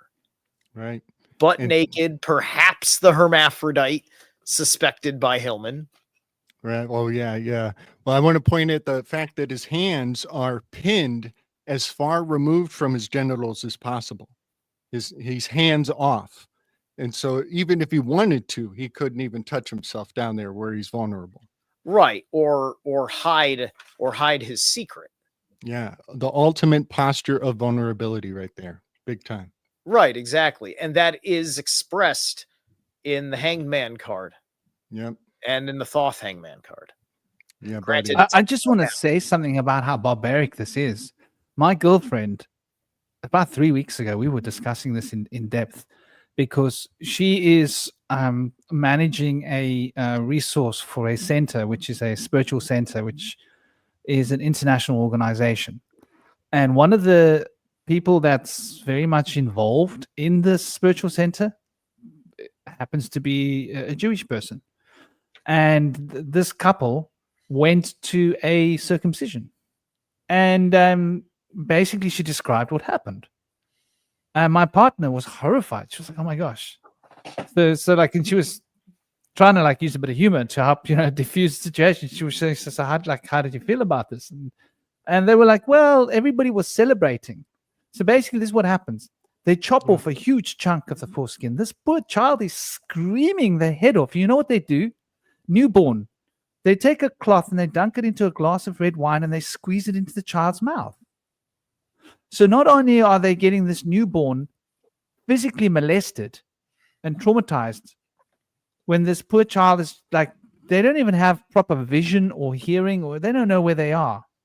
They're just feeling extreme pain, and then they're getting drunk as well. So I think there might be a spiritual element of possession because of spirits being put in, alcohol being introduced, because a new baby, you know how sensitive they are to booze. Yeah.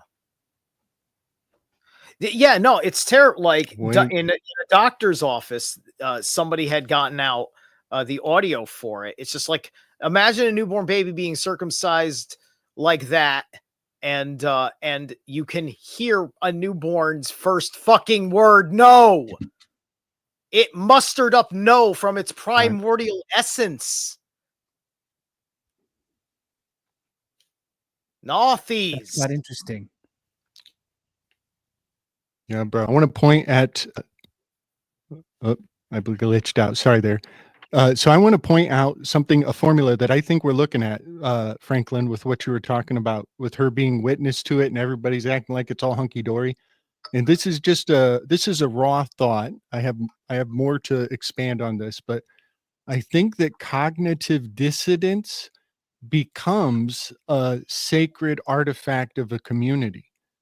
If enough people invest into the cognitive dissonance of a tradition or a rite of passage, I think it becomes more and more sacred because it's broken logos, because it's an excuse to escape from the reason that runs their life on the day-to-day. And now we're going to do something extremely unreasonable, but it's sanctified by the collective. And so I think cognitive dissonance becomes hierophilized. It becomes loved because it's an excuse to not be reasonable. I haven't read The Prince, but isn't it from Machiavelli's The Prince? Is it better to be feared? Your audio, brother. Mine or Zerilath? Zerilath, your audio has gone really soft. Sorry, is that better? Yeah, there you go. I wasn't talking into the mic properly. Wasn't it Machiavelli's The Prince, which I haven't read, but I heard that that's where we get the thesis of, is it better to be loved or to be feared? Yes. And quoting Machiavelli is dangerous because the actual quote always, when you go look it up, he's always doing some kind of he's kind of working in the oxymoronic. So if you misquote him, it comes out not the way he intended. He's very crafty that way. So I think the quote goes, if you cannot be both loved and feared, then it is best to be feared. And sometimes framing Machiavelli quotes, I find myself falling into a very easily misrepresenting what he's saying. But yes, you are correct. That is it. And I want to also, you mentioned Maccabees. I want to point at Maccabees because it's a very important missing book from some people's biblical insight. But also I want to point at not just the family of Maccabees from biblical times, but I want to point at Machiavelli and how the name Machiavelli in the family of the Maccabees probably have a vast amount of consistency still today. And the Book of Maccabees is a big thing in the Mormon circles. That's why they got the bees on everything. The bees for the Masons. Right. Yep. The hive. They keep. So, Mac is what in Scottish? Son, right? Son of the bees. Yeah, it is. It's the workers. It's the workers of the queen. Son of a bees. Son of a bee. Exactly. I've been stung by a bee. I've got a bee itch. Son of a bee itch. That's great. That is great. Oh my god. I have the best dude, like, you know, like I almost have good relationship with freaking yellow jackets at this point. Like I've worked really hard to master that because my backyard is kind of got a lot of like critters, and so there's plenty of places for the yellow jackets to have their underground hives. And Are those, what are the yellow jackets? Are those wasps? no. These are they're basically they're aggressive territorial bees. They have a very where it's more of like an orangey yellow for like the regular kind of honeybee. These guys are very like bright, like yield sign yellow. Like just think of the yield sign, like that color of yellow. That's the yellow jacket, right? So it's nature takes care. They are a highly territorial bunch, but they're merely territorial. Like if you know, it's kind of like dealing with like a venomous snake that they just have a fucking temperament, but they're not actually interested in you. They just have a territorial temperament. I mean, even my iguana gets a territorial temperament once in a while. He did succeed in biting me on the lip just recently. First thing in the morning, right? First thing. So what you're saying is don't go and take a leak on their hive in the morning. Yeah, don't take it. Go like, yeah, exactly. Right. You know, because you'll end up with a son of a bitch. Right. So there are protocols, you know, because typically you're encountering them because you're walking over the part of the lawn or something, or the part of the pathway where they've dug a little hole in for themselves to live. Then you've got like regular bees and bumblebees. Those guys are chill as fuck. I can find any bee at any given time, and once it's landed somewhere, I as long as I'm before he gets up to go, I can just smooth right in and give him a pet on the back, and they're just like, oh, hi, right, and that's it. Nice. You know, bumblebees, hold them in my hand. Perfectly friendly little dudes. Perfectly friendly. You just have to fucking act. They're not hornets. No, they're not hornets. Hornets are hornets, I think, are called dirty pollinators or something like that. It's like they have kind of like, they do maybe a little bit of pollinating, but I think they're kind of like a scavenger type or something. I'm not sure. Like, they don't have a clear function in my knowledge pool to their relationship with the ecosystem. I think they hunt other bugs. We've got a lot of different kinds of bees here. We've got lots of indigenous bees here where I live, because Cape Town has got the most variety of wildflowers. We've got more wildflowers in the city than on the subcontinent of Australia, different types. So this is a wildflower community and rare, all different sorts of flowers. So like right here, we've got a bee. By my beach, we've got a little bee sanctuary. We walk through the bee sanctuary at my beach, and we've got like 5 different kinds of bees there. The traditional bees, not the honeybees. But we've got a lot of bees here in Cape Town, and we don't have those yellow jacket guys. We've got yellow bees, some bees that are quite bright and yellow. But I've never had a problem with bees. I've only had issues with wasps, and it's only when you piss them off because they don't forget. Oh, yeah. Like if you swat them away by accident, not realizing what they are, and they, you swapped me away, they'll come after you, and then they won't stop. Yeah. Hornets are like that too. Like if something goes past your face and you accidentally do that and you clap it and it goes like you, it's against the tree. You better move away because it's gonna come back and go. Oh, is it on? Yeah. It's kind of like you know, they're like that asshole. Like you're walking down the sidewalk or something like that, and you know he expects the whole fucking world to part for him, and you're not paying attention to his aura, and so you bump into him by accident because he was being rude, but you weren't doing what everyone else was doing, right? So that's his arrogance, and so now he's insulted, and and it's unsure how you can resolve that without the answer of his pride being a fist, right? It's that situation with these things. So I've had this conversation with people out west about which bee is which. And I think I might have mislearned the yellow jacket. I think some people, what I called the yellow jacket growing up, maybe other people would call it the bumble bee. And this is the largest of them all. Is that what you guys consider, that large one, that super big semi That's truck of the bumblebee, bees? not yellow jacket. Okay, see, Those are I the think friendly ones. They can yes, come and sit on your hand. They're so chilled. My son yes. got stung by one only because it wasn't alive.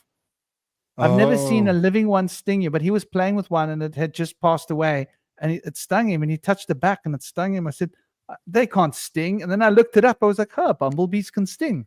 Interesting. I didn't know they could, you know? maybe only on its death throes. Well, yeah, no, I think, yeah, I think the bumblebee and the regular honeybee are like that, where they lose their stinger, right? So like it's a sacrifice. It's a Mhm. one strike sacrifice. But this is why it's about the hive, right? Because that one sting activates pheromone, and then pheromone picks up in the etheric field of their scent, their way of smelling, and they're just like, ah, shit, Charlie 108's down. Attack! The queen is under attack. Protect the flower bed, right? It's, and it's war. It's just like, it's Pearl Harbor, right? It's the Wu-Tang Clan. Right. In this kind of I mean, it doesn't need any support, but going back to the idea of the alphabet and the letters being in order, being the chain of inspiration, it is kind of fascinating that we have the spelling bee, and we know that these bees are collectivist. They're speaking on this frequency, this language, which is not just frequency and vibration, it's also movement. The bees communicate through dance and pheromone as well. Yeah. So yeah, I just think that is kind of hails back to the idea of, from Socrates' conversation of the aeon and the chain of inspiration that we draw on from above. And the bees are also a very popular symbol, or the beehive at least is a very popular symbol in Freemasonry. Expressing the hive mind Right. as well. Telling everybody to beehive. You better beehive yourself. Yeah. Oh, I like that. Yeah, that too. Absolutely. Yeah. Yes. And There's a number. There's a number of mysteries and other occult traditions that are operating with it. So it's definitely a theme that is part of the substrate of the occult world, right? It's a truth that everybody has a certain fractal examination of, which is where you're asking yourself, what is the common ground other than the observation of the pattern, right? This is why I like to keep an eye out for things in patterns of 9 and ask myself, okay, what's the source of this 9 pattern? How do I correspond that to already my understanding of the single digit code? And from this is I am building my relationship with the infrastructure of magic. That's no in German. 9. Yes, Yeah. yes, it is. that too. Yeah. So we're talking about negative existence. Jawohl. Mm. Jawohl. Well, Nagel. here's the thing: that is 9 also 9, right? Like, how do you say the number 9 in German? Is it Pretty much the same as in Dutch, negen. right? So it's negen. Yeah. Right. Yeah. So And in Dutch, it would be with a hard G, but still same. Yeah, and Right. nine has a certain negentropic energy about it, as it is self-consumed, much like the snake eating its own tail. It dissolves in numerology. It's functionally also a zero.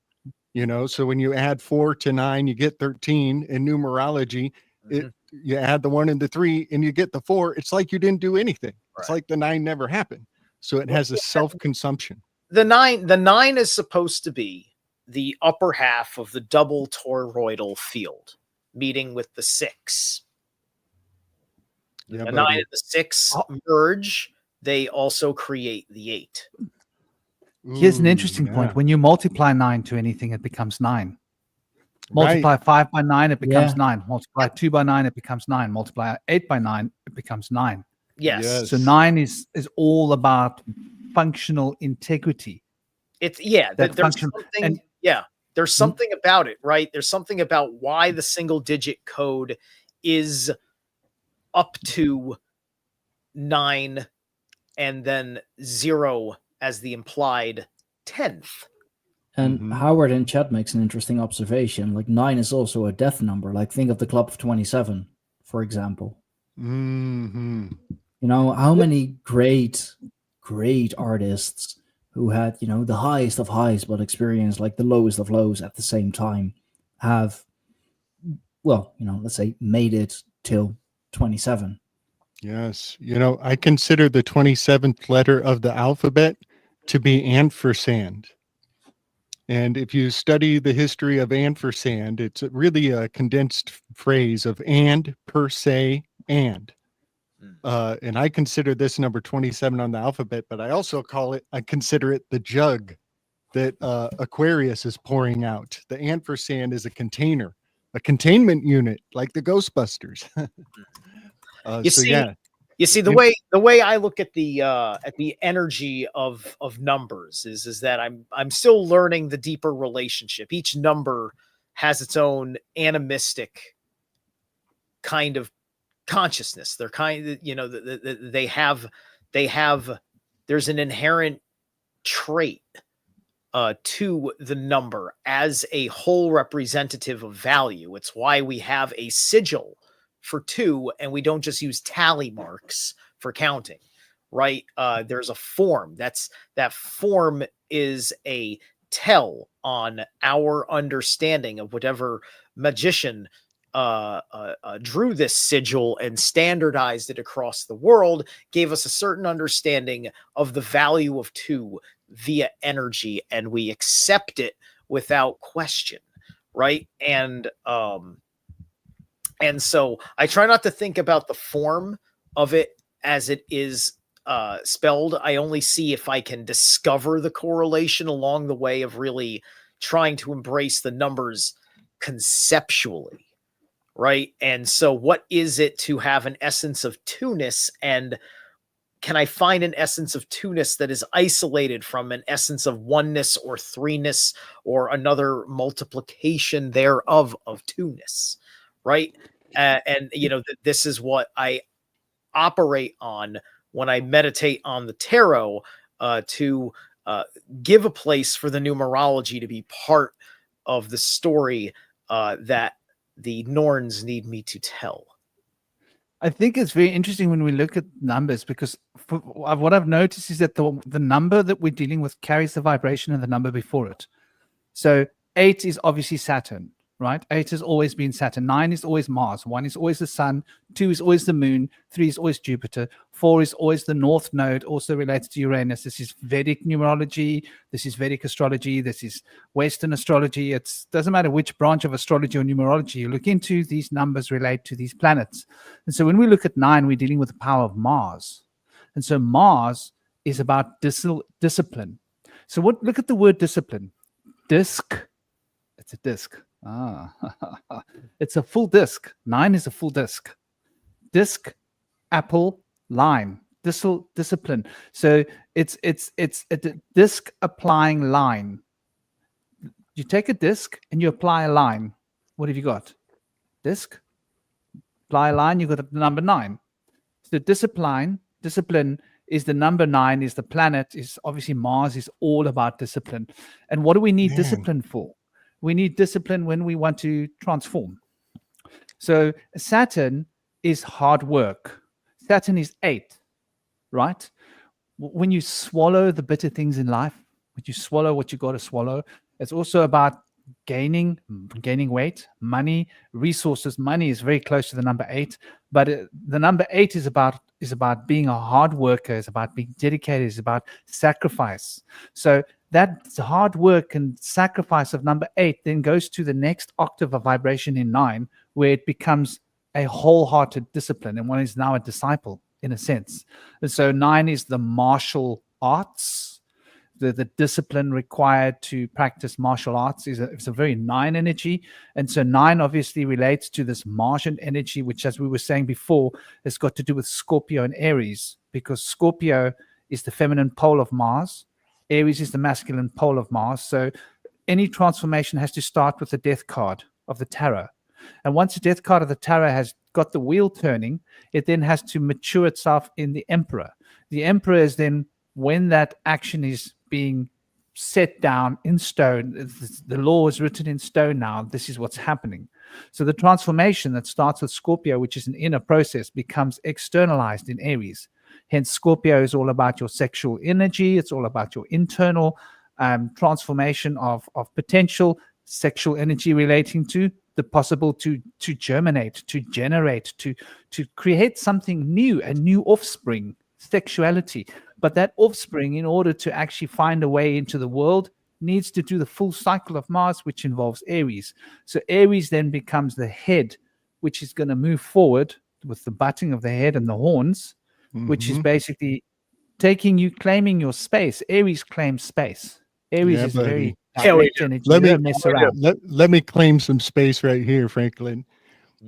I got to say that I saw the new arrangement of the Enneagram that you and Indy were putting out. It was so fun. That was so fun. And I love that you went into the magical squares with it. But I just want to make a caveat here that my planets are decided. They're chosen. They're spoken for. I have found them in a different orientation than the way you're laying them out. And I love seeing you play around with these associations. But I just want to state that I see them differently, and I'm happy to entertain your rearranging of them. But the planetary associations in the Enneagram have served me where they are now. And I am compelled to rearrange them, but only in a very slight way, not in a vast and profound, all-encompassing alteration. And I'm going to make a video about that soon to explain my case. But yeah, my planetary associations with the numbers don't syncopate to the rearrangement I saw you putting forward. And that's all good. I think we should agree to disagree, especially on the day that Mars and the moon are dancing together. No, absolutely. I didn't add anything new. I just took Vedic numerology. I took Kabbalistic numerology.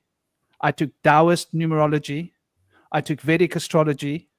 I took Western astrology, and I just compounded them all and got the unified denominators, and just basically put the existing knowledge from the Chaldeans, which were the astrologers, into play. So I haven't created a new enneagram. I've just taken the Chaldean astrology, numerology, and put it onto a system that we can see.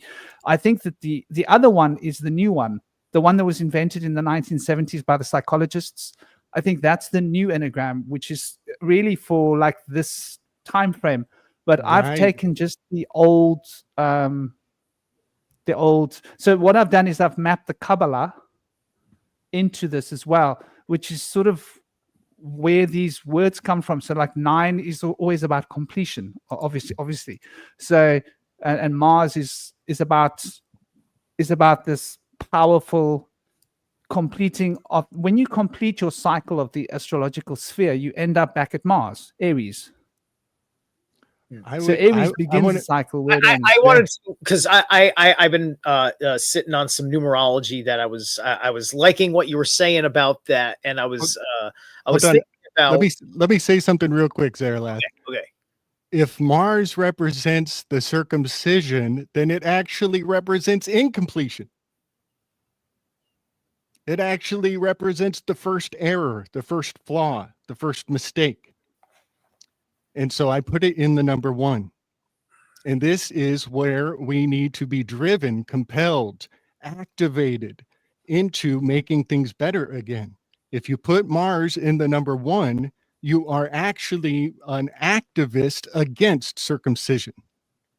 So saying that Mars represents everything is fine and dandy, that's a pacifist position. You got to put Mars in the number 1. The scar on Mars is the gash on the soul of every circumcised child. You got to put Mars in the number 1. Why does Mars represent circumcision? Who said that? I don't think it does. Okay.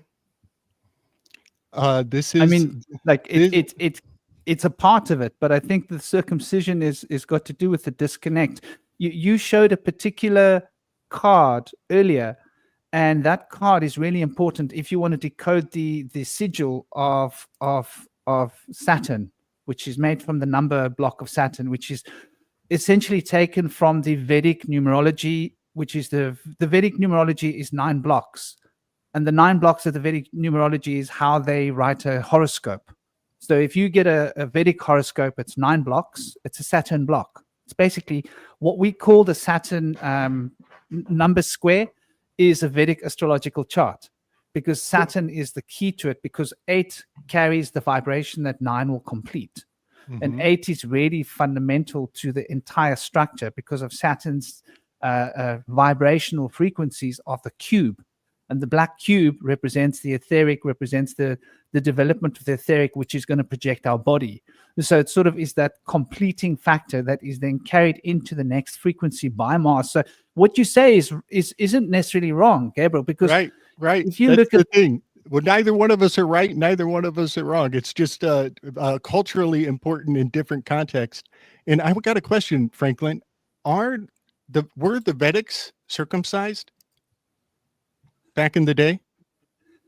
There are so many cults within India, or different ones that have different practices, but it's not a normal thing. No, right? And like that eating might human be flesh is Well, some Indians eat human flesh.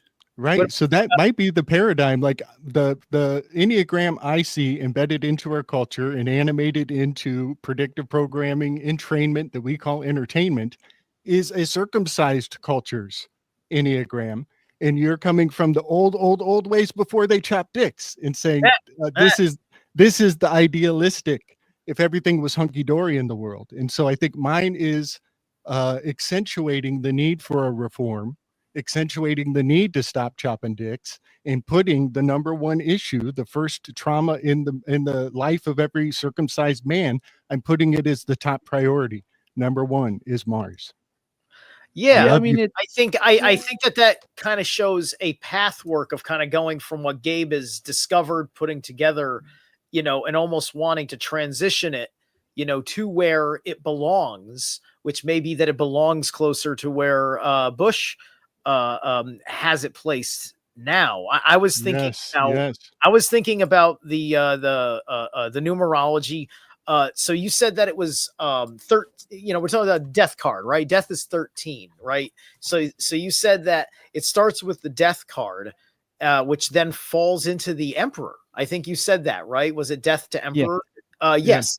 So that's interesting because emperor is 4. It's 13 reduces to 4, right? So numerologically that checks out. And this interesting idea about the 8 being Saturn, because usually up until I heard this, I typically am running with what the symbolism is telling me, which is that in tarot, 5 is Saturn, the Hierophant card, and there's a lot of Saturnian imagery that is implied in that card. Right. So this could be an aspect of these things too, because this reconciliation of what Gabe's got and what you got is kind of part of the ideas of my agenda, which is biospherical regenesis, which is to restore the natural life and light affirming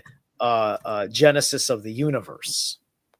Yeah, man. That's very interesting as well, like to look at it like this. So you mentioned 5 being obviously related to that particular archetype, which is from now you've got a mystic, a mystical, and an actual.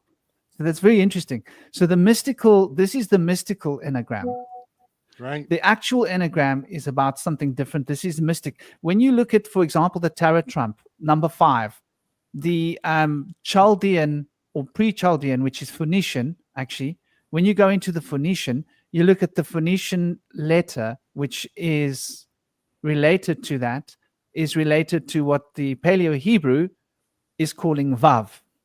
The numerological association with the actual alphabetic letter is number 6. So that's the actual numeration of that archetype. However, the mystical nature of that 6 comes from 5, which is why the tarot, which is a much older form of communication because it's based purely upon hieroglyphics, is where the 6 birthed out of the 5. So you could apply that to the same thing, that like in a mystical sense, 9 is Mars, but 9 is 1 in actualization. So when you look at, for example, the magician card is number 1, right? However, when you look at the numerology of the alphabet as it relates to the Paleo-Hebrew, which became the Hebrew, which is essentially the Phoenician alphabet, if you look at them, they're the same thing. You're looking at number 1. So 1 becomes 2. And this is how these numbers are tethered. So in occult, we speak of a number and a mystic number. And the mystic number is always 1 number less. So if I'm dealing with the number 44 or 24, then I'm dealing with the mystic number 23, Right. for example. It's the rule of Kal-El. That rule of Kal-El is so important. Right. Every time you're talking about a number, you're also implying its neighbors. Yeah. It's all about, it's like when you have something like 10 is a cycle marker. That's what 10 represents. It means one time around, and then it goes to 11, and this is now your second time starting again, right? You know, so like I have now hit 45, right? So that's buddy. 5 times I have gone around, which reduces to 9, right? So I'm in a personal 9 year this point moving forward, right? And so that comes from completing the cycle, and then tomorrow I move into the 11, into that 11th hour. Right. I want to point out how something I've learned by appreciating the Navaratri is, we talk about it in the context of days. Like this is the first day of Navaratri, and at 12 midnight, it will be the next day of Navaratri. But this is the blending of essences, like Franklin is saying, because Navaratris are actually evening time celebrations. They kind of bleed into the next one.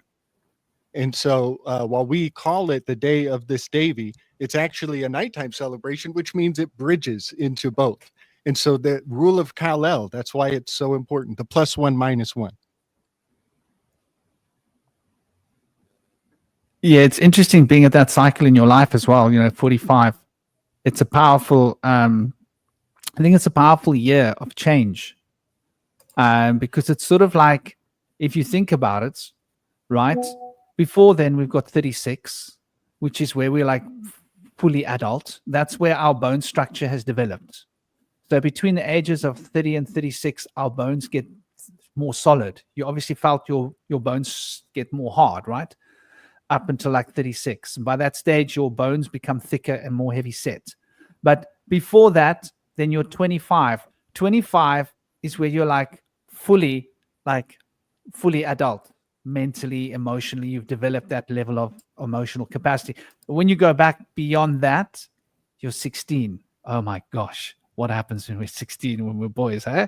You can't put that damn thing away, think back like like a little pervert, basically. It's really supposed to be about 30 or so that you actually hit like actual adult mind. That's when you actually have game. That's when you actually have game. Yeah. There's a reason why Jesus was 30 when he started his ministry. It's they bake this into the mystery. And it's also the reason why Leonardo DiCaprio like only dates under 27.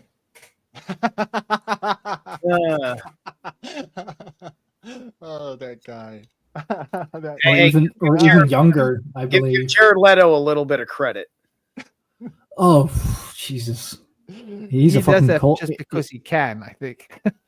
I mean, he's Leo DiCaprio, I think he's absolving a lot of us from some of our guilty thoughts. As long as Leonardo goes all the way to 27, then I'm good at 30. I'm good. At least I'm not Leonardo. He's just setting a dark standard for us. Hey, listen, just like when we're seeing when we're talking about Abraham's wife in the Bible, what's the excuse? That was a different time. It was a different time. We were on the break.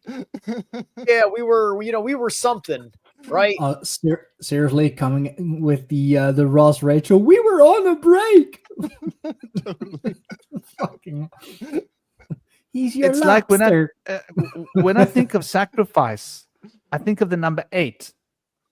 And then the 8 becomes the 9. You see how this is working between our ideas. Yeah. And because like the first sacrifices were done for Saturn. Always, I think, if we go back. It all goes back to Saturn, Saturnial thought. And like originally, and then at some point it became sacrifice also for the bull, didn't it? Mm-hmm. That was in the age of Taurus. But I think when we go right back, sacrifice was done so that we can get the ground to grow, soil, food. And so that is the reaper. And so Saturn represents in the green man in the old times, that sky is actually for reaping corn and wheat and grains. So Saturn traditionally was a deity related to reaping of food. And that's why I ate something. I ate food, right? Mm-hmm. I ate today food, grain, Saturn, eating. So to this day, our words sort of encapsulate these ideas of the notion of that sacrifice that would be made. And traditionally, we spoke about this before. In the Mayan tradition, they had an obsidian blade that they would slice their penises with, right? And bleed on the soil. And there were Celtic kings that used to like put their stone, on the stone of destiny, and sort of impale themselves on their sword in order to bleed on the soil. And I think, if you go back, the goats were a big part of the sacrificial tradition as well. Right. I just want to point out that you don't have to cut women to get their blood. They just need it to go somewhere. It just naturally, they contribute 10,000 times more than we do in their lifetime than our little tiny drop at the beginning of our life. Big respect to the ladies out there. Big respect. And like also speaking of slicing stuff down there, it was that's a fun fucking topic. A bunch of men here talking about slicing and dicing. Hey. Yeah, man. Mars is right over the moon right now, y'all. Oh, I'm so over the moon with this topic. But it was like back in the Middle Ages when people took the teachings of Christ in like a whole weird way, because Christ basically said, whatever is causing you to sin, or whatever is tempting you to sin, cut it off, cut it out. If your eyes are wandering and causing you to sin, to have lust for another, cut your eyes out. I mean, I don't think he meant it literally, but a lot of monks started to take it literally, and quite voluntarily making themselves into eunuchs. So yeah, that was hella fun, you know, and that's what you get when you take, you know, teachings that are like supposed to be teachings, they're supposed to be metaphorical. It happens when you take them literal. When I mean, I don't get why you would want to do that in the first place. I mean, just Yeah. you know, But- self control. You know, just behave yourself. You know, I want to cut it off. I want to reflect something back to you that I've just recently learned regarding Uranus. I was experiencing some confusion because there's an aspect of invisibility, the unseen, around Uranus. However, oftentimes the helmet of invisibility is attributed to Pluto. And so they both are almost vying for the claim of this aspect of invisibility. And something I'm taking Uranus a little deeper. And, you know, in the planetary associations in the Enneagram, this will be the number 6, the loyalist with the shadow of fear or doubt. And I'm actually studying the creation mythology of the Greeks. And what I think I've discerned as a primary characteristic of Uranus is Schadenfreude, the getting pleasure out of other people's suffering. And that dynamic is so integral to civilization at large. It is so important that we identify Schadenfreude.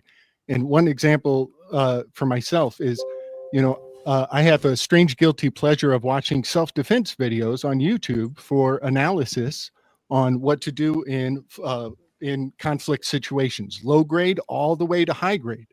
And some of those videos end up with some people getting shot and killed. Sometimes it's the protagonist in the video, and sometimes it's the antagonist. Sometimes people get their just desserts, and sometimes it's a tragedy when you watch these videos. Mm-hmm. I'm looking back at what is this shadow in myself that is being drawn into these videos, and I realize, holy shit, I'm participating in Schadenfreude. You know what I mean? I shouldn't be watching videos where tragedy happens and getting anything out of it. I should not be getting anything out of somebody else's suffering. And I'm realizing this is the power of Uranus. This is what I was not seeing. This is what was hidden underneath the motivations. And right now I'm buzzing on this hard in my personal works, because I think a great amount of them showing and revealing the deportation centers exactly when the moon was on the planet of Uranus, they launched these videos of the deportation centers. And I predicted that 3 days in advance. And the reason I predicted it 3 days in advance is because I've come to appreciate the Schadenfreude. Uranus gets pleasure out of inflicting pain on other people. And this dynamic, I think, is what the circumcision is. We're passing on, we're making a rite of passage onto the children to come. And we take, and I shouldn't even say they take pride in this. Hey, kid, the price for participation in the realm is blood, sweat, and tears. Learn that lesson early. Learn it early. And they've instilled it onto the men for many generations. And I'm going to get a little contentious here. That rite of passage that men are instilled, this lesson of the cost of participation is blood, sweat, and tears. What is the judge going to ask from you to redeem yourself in front of the courtroom? It's going to be proof of your blood, your sweat, and your tears. That is the price of participation. And now I'm going to get a little far out, y'all. These ingredients are general suffrage. This is the passion of the Christ. This is true suffrage. This is we're carrying the burden. We're carrying the sins of the fathers on our backs. And then we open the floodgates and tell the ladies, hey, ladies, you want to get on some of this general suffrage? You want to get in on some of this general suffrage? We'll let the ladies come in on this. And you guys can all self-deputize to fight for the good fight so that women can vote. Come on in, ladies. Let's give women general suffrage. And the men are like, what the fuck are you doing? We are protecting the women from this. And you're throwing them out in the public in the workforce. So the concept of general suffrage, the concept of circumcision and blood offerings, and the women's are like, yeah, we give blood offerings once a month. Woohoo, we're going to outdo all the men. And we're like, no, you don't understand how we gave our blood, how we gave our sweat and our tears. So yeah, that's a very provocative statement, but I do think general suffrage and women's suffrage, right? That was the women's suffrage movement where they're like, yeah, we could do anything a man could do. We could do it better. And I'm like, yeah, well, in a great many ways, you already did. You don't need any more acknowledgement than you already were blessed with. So yeah, that's a little soapbox of mine.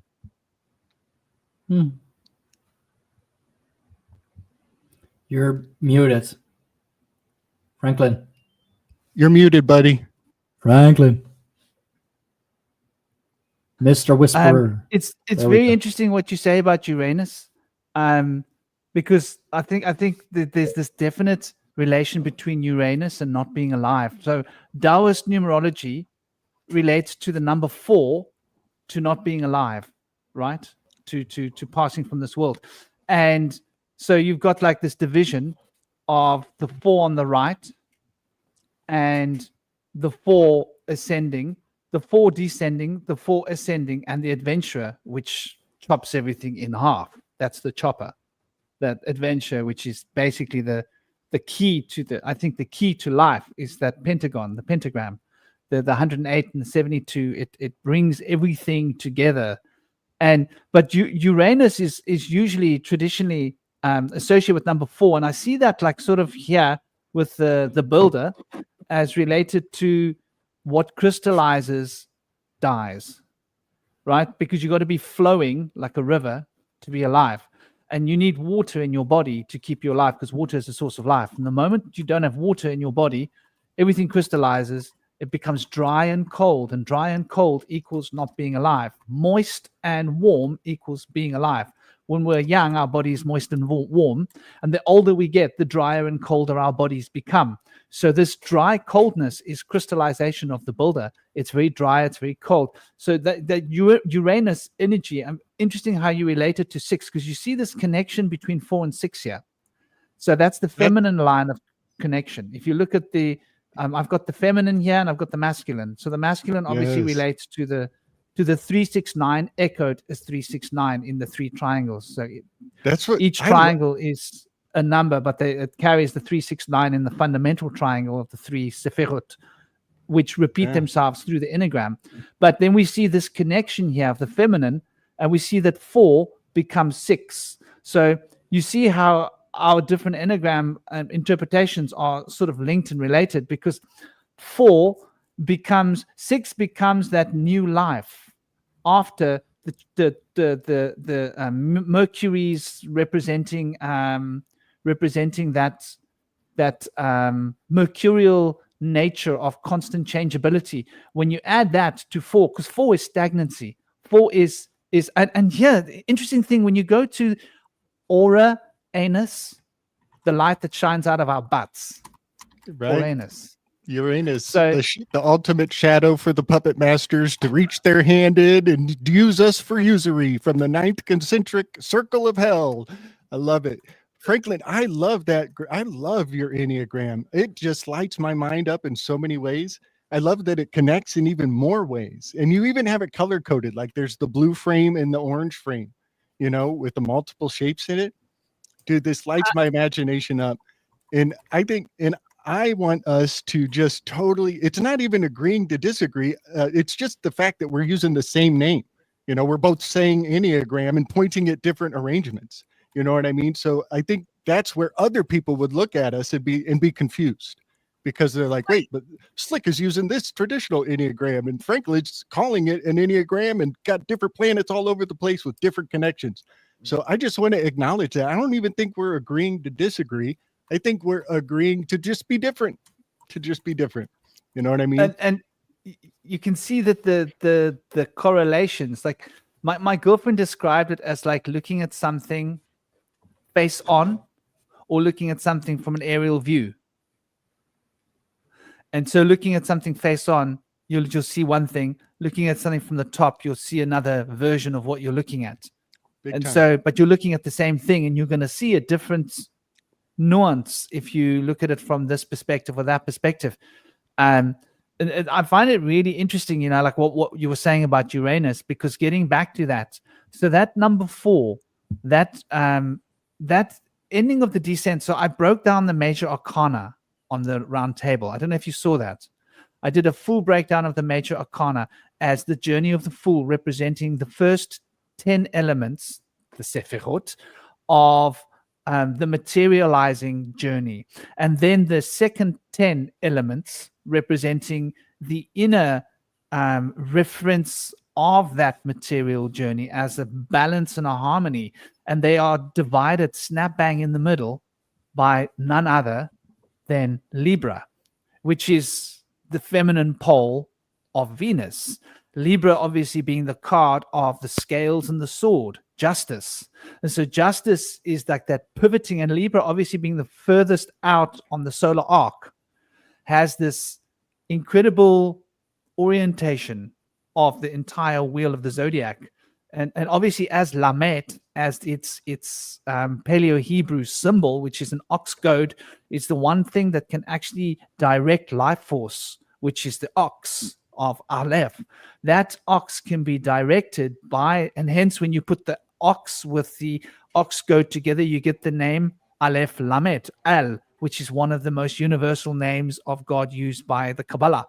So it's interesting how that Libra becomes the key. Now, when we go back into that, when we look at what comes prior to Libra, we get to this very interesting notion. One of them is the Chariot comes into alignment in a very important way.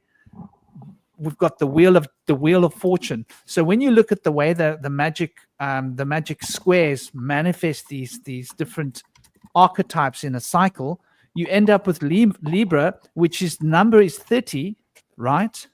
But in its numeration, it's 20, right? So it's number 2 as it relates to the major arcana, but as it relates to the Phoenician letter that represents that idea, it's a 3. It's interesting, this vibrational tilt between 3 and 2. And when you put the 3 and the 2 together, you end up with that 5, which is that mystical 5 in the center of the enneagram, which is that pentagram that sort of manifests and drives the entire process. Without that, there could be no cohesion.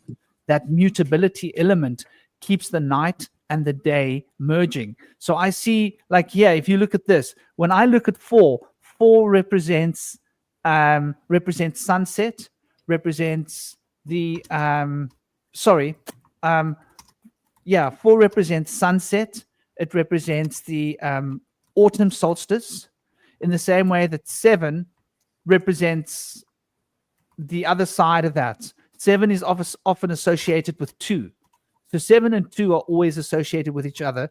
4 and 1 are always associated with each other. So 4 is the harbinger, or the what 1 leads to, 1 and 4. And you can see this connection between 1 and 4 being so really fundamental.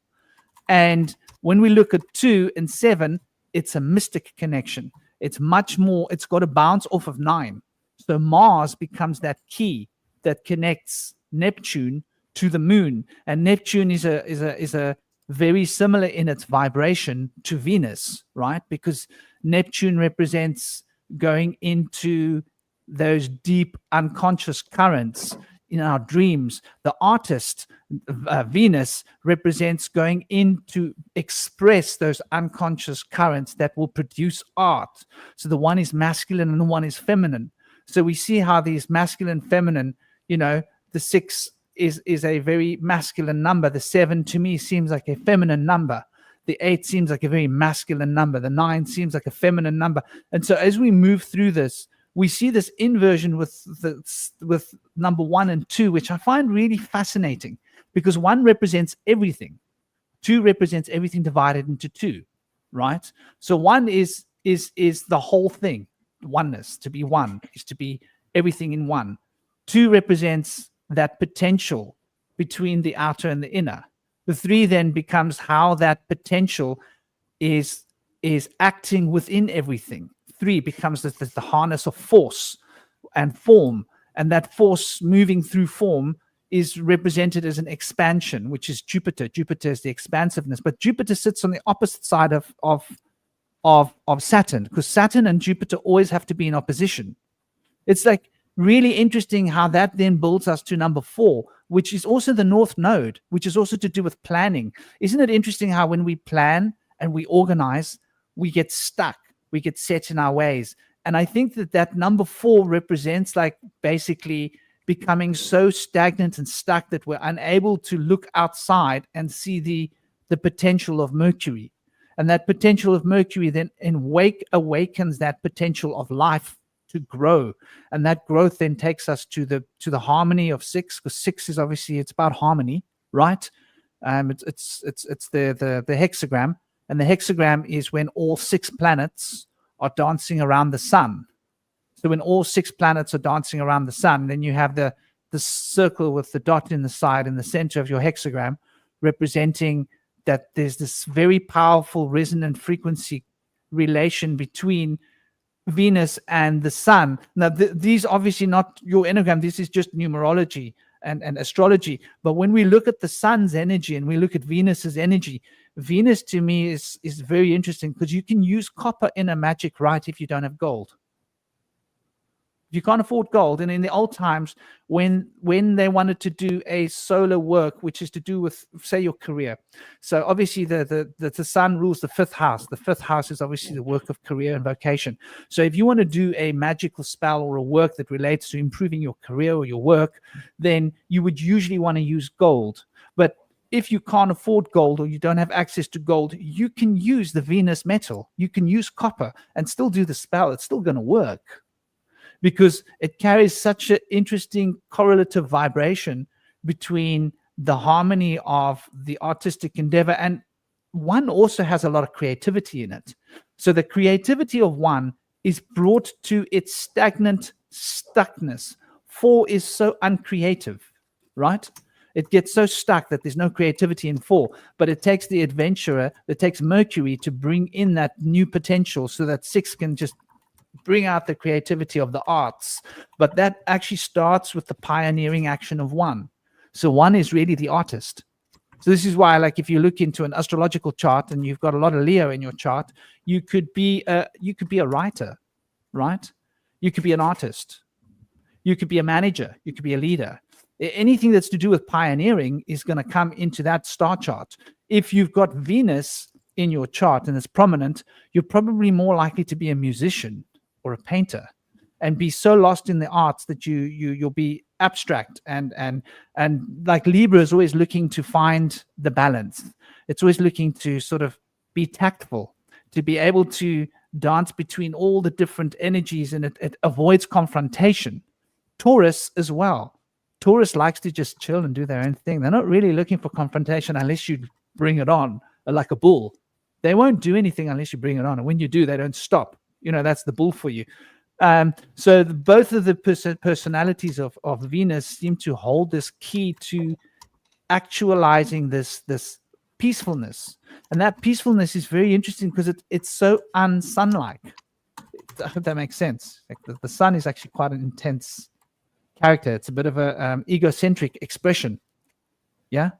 The solar potential is like, I'm shining. Look at me. I'm shining. I'm on the stage. I want to be on the stage. That's a Leo trait, right? And so you want to be the center of attention. You want to be the sun. And so that comes from a creative impulse within, because everything that's coming out is original. So there's a powerful originality that comes in the solar potential, which is completely devastated by 4. And sun also represents prana in Vedic culture. So it represents the life force, and the pneuma as well. The sun, which is what you breathe in, is represented. I've been trying to make a little comment in here. One of the things that I've been liking about the Enneagram, you can keep that back up. I was commenting on it. Was like I was kind of noticing, like lots of awesome stuff where the lines connect, but then I actually decided I just looked across. right? And I thought things were interesting. Like you've Yes. got the activist on top for 9, right? And then you've got the adventurer and the builder. And I think it's the only one in there that reduces to its opposite singularity, right? And I look at it like, okay, the adventurer and the builder, when they join forces, they become the activist. They have an activist trait to them. And this follows the artist adventurer.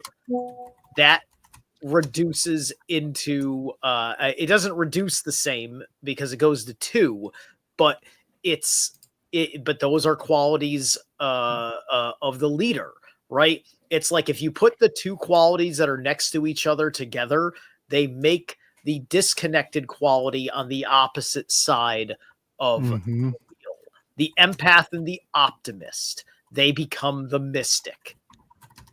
It's like it's a system that's completely right there. You could draw more lines on this. That's pretty cool. Yeah, I have to say, like, Franklin, if I were Gurdjieffian, I would be screaming high blasphemy 100,000 different ways, but I really don't care. And I'm not a Gurdjieffian, but a lot of what I'm seeing here is just like the opposite of what I've learned in the official, objectively established Enneagram system. Particularly what Zerilath just said. He was just talking about the 5 and the 4 and the 9, and I'm like, that's the exact opposite of what the Gurdjieff. Well, no, the Ichazo Enneagram. The 4, 5, and the 9 are the most removed from personality types, and the 8, 7, and the 3 is the most aggressive, and the 1, 2, and the 6 is the most compliant. They go along to get along, and I score high in the most compliant, and that's why I'm not going to scream high blasphemy, because I'm just going to go along to get along. Oh, you're muted. It makes me think, when you're saying ag, it makes me think of agriculture. Number 8, high agriculture, high aggression potential. Yeah. Saturn. Saturn's got that really like, I'm going to do this. You know, I'm not going to stop. I'm going to do this. Like, it's like, have you ever picked a fight with a goat? Any of you? Yes. Zerilath and I have quit. Zerilath and I have fought the same goat. We know how goats fight. Man, I remember having this goat in the Himalaya, in Rajasthan, and it wanted to get my fruit, and I used to wrestle with this bugger, right? I used to get him into a lock. I used to twist him and like basically buckle him in. It was easier to wrestle a buffalo to the ground than a goat. Okay, he wasn't a fully adult buffalo, but he was big. He was like adolescent buffalo. They all wanted to come into my mud hut to eat my fruit, and it was easier to get a lock on that buffalo because he would give up. Once you get him in a lock and you lock him and you get his leg and you lock him and you lock him and you work your locks, he can't move. Within 5 minutes, he just gives up. The goat will never give up. And the moment he gets up, he comes right at you again. No matter how long you pin him down for 20 minutes, he's just going to wait. Yeah, I'm going to get up, buddy. When I do, you're going to get it. Yes, you know, fight with a goat. The ergonomics of wrestling a bull are integral to the Mithraic posture. In what is that called? The tetra. Oh, I forget what they call that. But yeah, the way he has to put his knee in the back of the bull is very important. That's extremely important. And then he's doing scapulomancy. That knife is going exactly where it should go for the reading of auguries, to extract that scapula to foretell the future. There's so much in the ergonomics of that statuary. Do you know why I created this image and why I did this work? To make the world a better place. Yes, I totally know why. When I saw the other Enneagram many years ago, back in the 90s, I had an aversion to it. I had an aversion to the geometry because the numbers weren't expressing the origin. And that just bugged the hell out of me. They weren't aligning with, and the shape that they had chosen bugged the hell out of me. When I realized it was created by a psychologist, and basically in between the 50s and the 70s, psychologists did it. They weren't numerologists. They weren't occultists. They weren't magicians. They were not educated in Chaldean systems of numerology, and they weren't educated in Vedic or any of these systems. And when you really look at all of these systems, they're all essentially the same. They come from the same root, which is very, very, very old roots of the difference between the Vedic and the Western astrology. The only difference is the Vedic astrology uses sidereal mathematics, which is based from the moon, and the Western astrology, as we know it, has accepted this solar being the focus. So as instead of focusing from the Earth in relation to the moon, the astrology is focusing from the sun. But other than that, everything is essentially the same. The numbers are the same, the archetypes, everything, the meanings, everything's pretty much on par, the same thing. So it's very interesting how this enneagram that was given to us, I always thought it was a deep state program that was created in order to create a disassociation. And in order for that, let me jump on that. Let me jump on that. Actually, before you jump on that, let me say goodbye, because I'm gonna be on later tonight in a show. So I want to have I need a little bit of time in between that and that to take care of a few things. So I wasn't sure how long our show was going to go, and this is 3. And believe me, I could go on forever, but I also got something I got to do buddy, tonight, and I want to take care of my personal needs and so on and so forth. Big love, honor, and respect, champion Zerilath. It's been good. It's been good, bro. Enjoy your evening. Enjoy your birthday. Enjoy whatever it is that you're gonna do. Don't do anything I wouldn't do. Thank you so much. I hope you've got some awesome chronic. I love doing this stuff. I hope you've got some awesome chronic to celebrate with, brother. You've seen me on it. Good for you, man. Good for you. All right. That's why he's the high magician. Yeah, man. Joyous Earth Strong, Zerilath. Give my love to Robert Phoenix, too. I shall. All right. You were saying, Gabriel? Yeah, this is important. This is what's important. This is where it's like, please don't let anything I say discourage you, because your mission is to improve the world and make it better and idealize the system. And that is totally what needs to happen. What I'm doing is exposing exactly what you ran away from. When you said this looks like a deep state program to disassociate, I'm running head on into that. I'm running head in onto that. And so the Oscar Ichazo, and I want to say, I think a lot of people get caught up in a whole new scale of the cults of personality.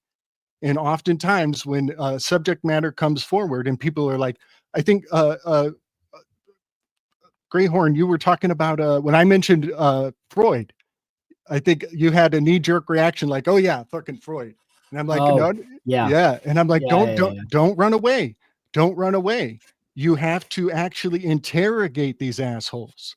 You got to put them through the grill. You got to test their work, and don't let their name be so much that you turn a blind eye right away. That's a knee-jerk reaction. And so what I'm doing with Oscar Ichazo's work is I'm putting his actual claim to the test. I'm not going to let the mantle he wears scare me off. I'm going to dig in and I'm going to put his claim to the test. And Franklin, I'm getting heavy positive results.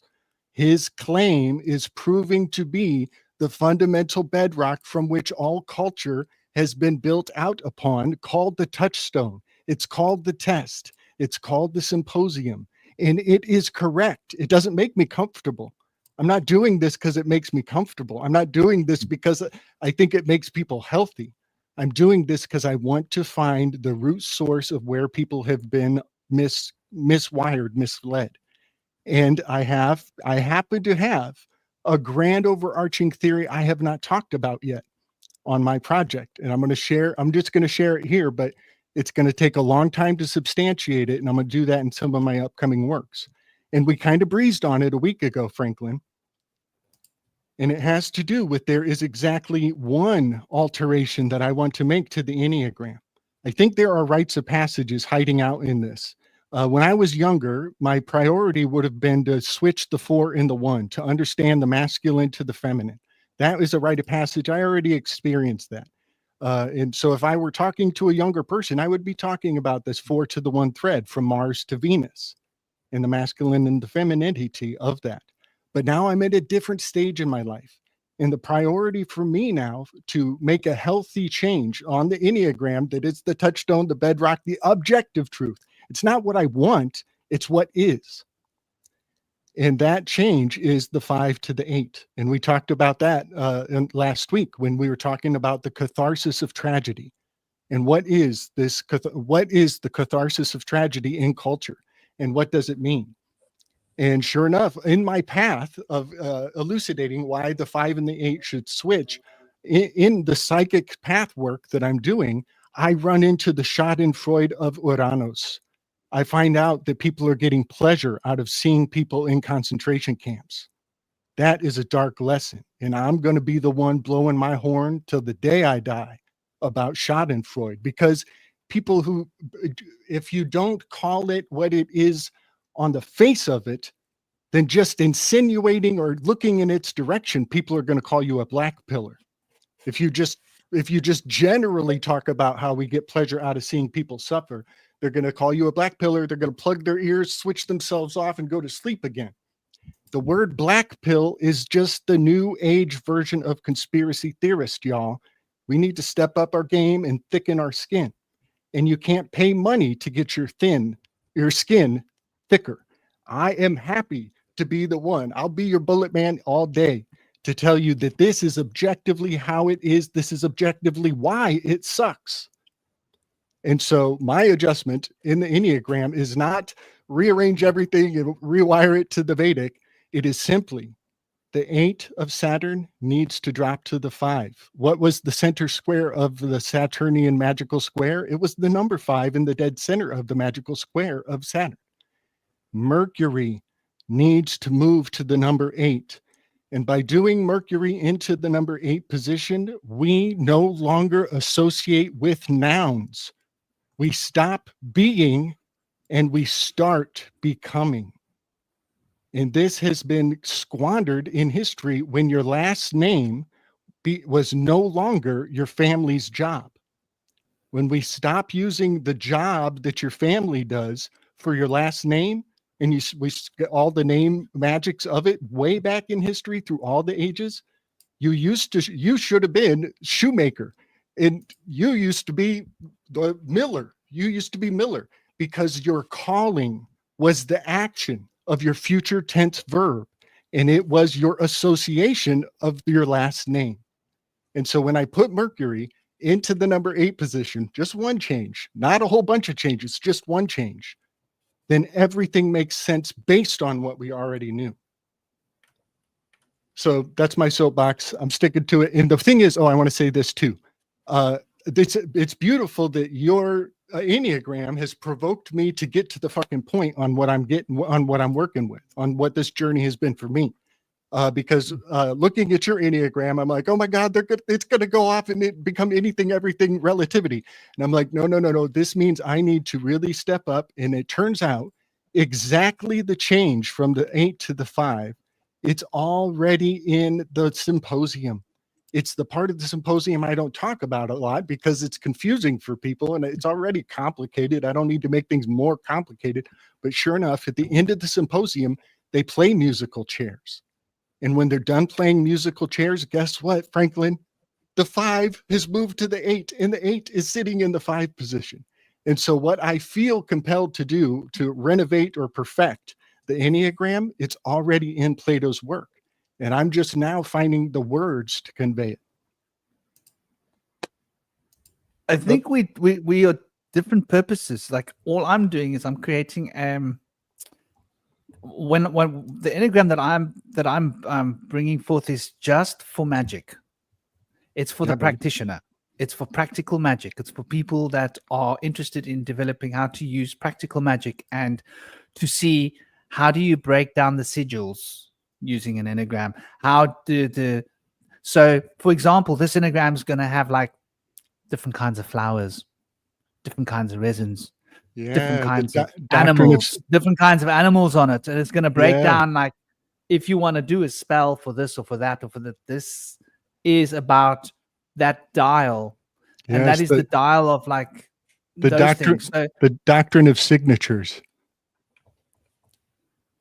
interesting signatures. Doctrine of Signis. signatures. Yeah, buddy. Signis. Yeah. Yeah. So it's interesting. Like I think that they're two. This is what I was saying. Like I'm not really. I did my time as an activist, and so your enneagram is like focused on the 9 vibration. Or from my perspective, I'm focusing on the 7 vibration. That's and the awesome. 7 and the 5. Like those are the 2 key. So it's the mystic inward spiral and the 5 outward spiral, and the way these 2 become the mystic number of 3 expansion, which is like manifestation. So like why you have to chant something 3 times for it to be a chime, you know, that how to generate good luck, how to generate these. So this is what defines the difference. And that was what bugged me about the other one. Was it's more a conceptual enneagram, where you can look at the conceptual patterns that they, I don't like that word, they are using to formoodle us. Though I've sort of more interested in the mystic arts. So for my life, it's been more about practice than it has been about theory. So and so shamanism is really totally about just sitting and going into a trance and going out of your body. That's really what it's about. It's not about all the other stuff. So I'm trying to bring the magical side into a simple breakdownable image where people can turn the dial and turn the dial here when they turn the dial here. And like that's why the geometry matters so much to me, because I want to reflect this sacred geometry. Like, yeah, when you look at it, right, what do you see? You see it in both of them. You see that number 5, right? That 5. You see it in the other enneagram too. The shape of that house. That I find the what's the word? What would I use to call it?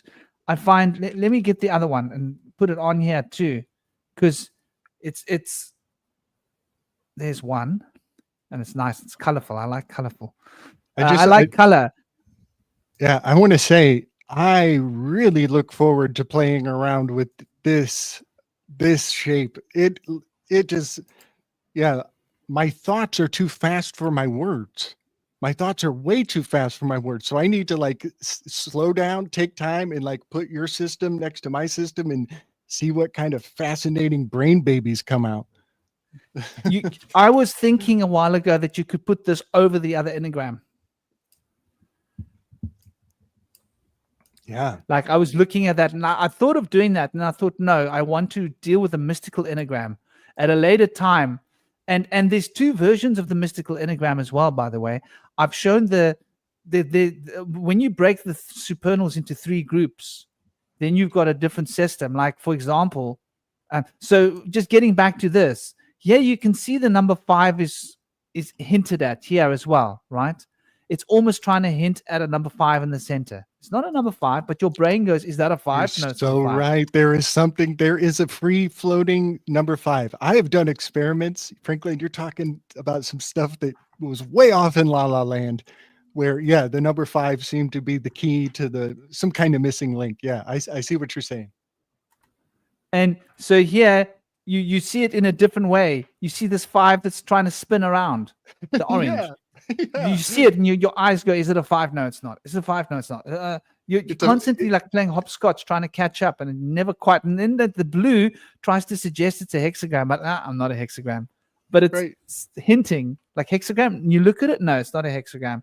It almost looks like it's trying to make a hexagram, but it creates a sense of spinning. So I want to actually develop yantras using this geometry, and yantras with different elements.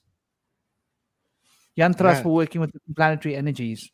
So here I'm working with the orange and the blue, which is essentially the Mercury, and the Jupiter vibration. And so I've brought the 5 in, the feminine aspect of the 5, and the optimism of Jupiter to bring the earth, the sky father. He blew into the world, and it came to be. And the range of light, the or range, the big fullest range of light. Mercury's got the biggest range on it. It's the only sign that has the crescent, the circle, and the cross in it. All the others have got 2. But yeah, well, you also find it when you look at Uranus. Not Uranus, sorry, Pluto, the plow toe, which is the center of the wheel, right? The plow, Right. and that plow that tows the wheel around. Right. And they're the 2 extremes of each other, right? Mercury is the first planet, Pluto is the last planet, and it's got that Monas hieroglyphica that he told everybody should be moving, it should be changing, it is transmogrifying. Which is interesting because Mercury is associated with Wotan, with Odin. So he is, the most high. Pluto is the underworld. Kind of the most low. Is Hades. Another fascinating thing comes to mind in the Divine Comedy. Dante Alighieri writes that the inner circles of hell, like the closer you get to the most inner circle of hell, the colder it gets. Which would make sense with Pluto, because the further away from the sun you get, the fucking colder it gets, and especially if you're like way on the outer ring, and sunshine is basically like, what is that? I mean, I joke about it often here in the Netherlands, like there's this hot yellow thing in the sky. What the hell is that? But on Pluto, that would be even more rare, making it just incredibly cold. So it would make sense that, if the if the rings of the planets are, also the rings of hell, the further you get into hell, into the unknown, really, the colder it gets. Makes a lot of sense. Yeah. Something that I'm fascinated by, Socrates was very proactive in changing people's relationship to Pluto, this underworld deity. He really wanted to be like, listen, everybody's running away. People don't even say his name in public. They're that superstition. They won't even mention him, because it's like really, really, it's like worse than profanity to mention Pluto in public. They only maybe whisper it in the private. And Socrates was really trying to be like, no, listen, his name means wealth and riches. And I think Plato, through Socrates, is trying to really foster the warrior spirit, so that people won't run away in battle, so that people will actually run towards it and seek out valor.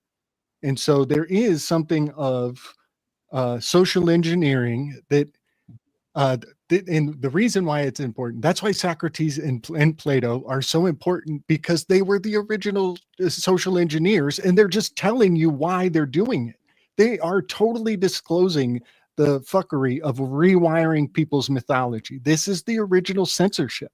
And so when you understand what they were up to, and you look at what they're doing with storytelling today, you're like, these are just kind of the same aspects. But I want to share this with you.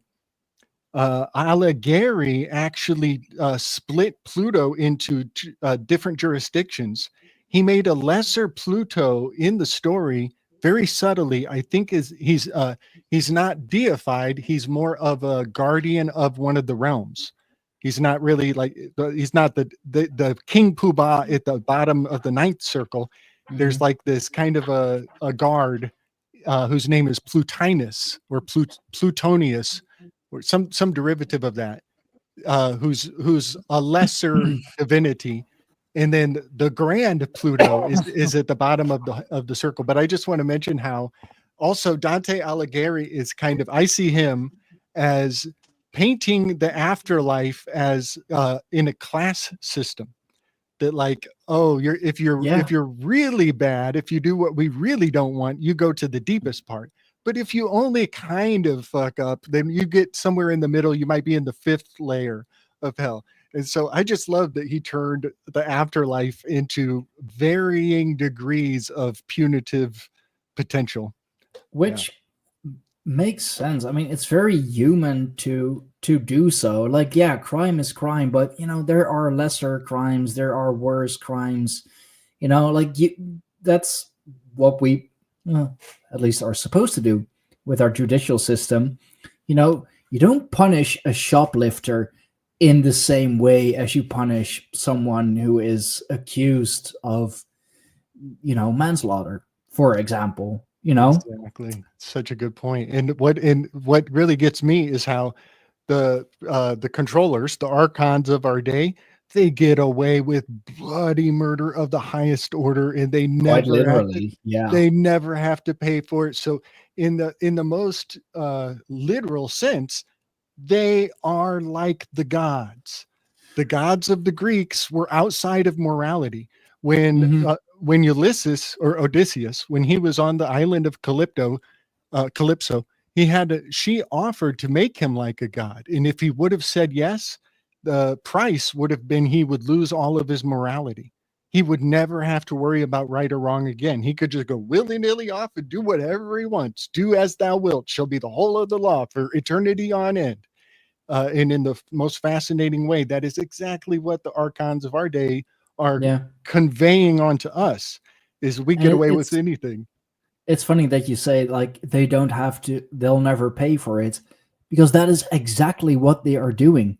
But with physical or more and more digital currency, they are literally paying for it. Like if you have enough money, you can pay for everything and everyone, really, because everyone has a price.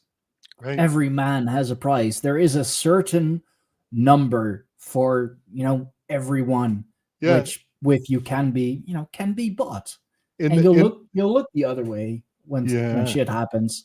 Yeah, and the Christians are kind of playing the role of Visa MasterCard by saying, oh yeah, they can do that if they want to here, but when they get on the other side, they're really gonna get it. Yeah. Yeah. I mean, it's kind of also the Germans in World War II. Wir haben es nicht gewusst. We didn't know.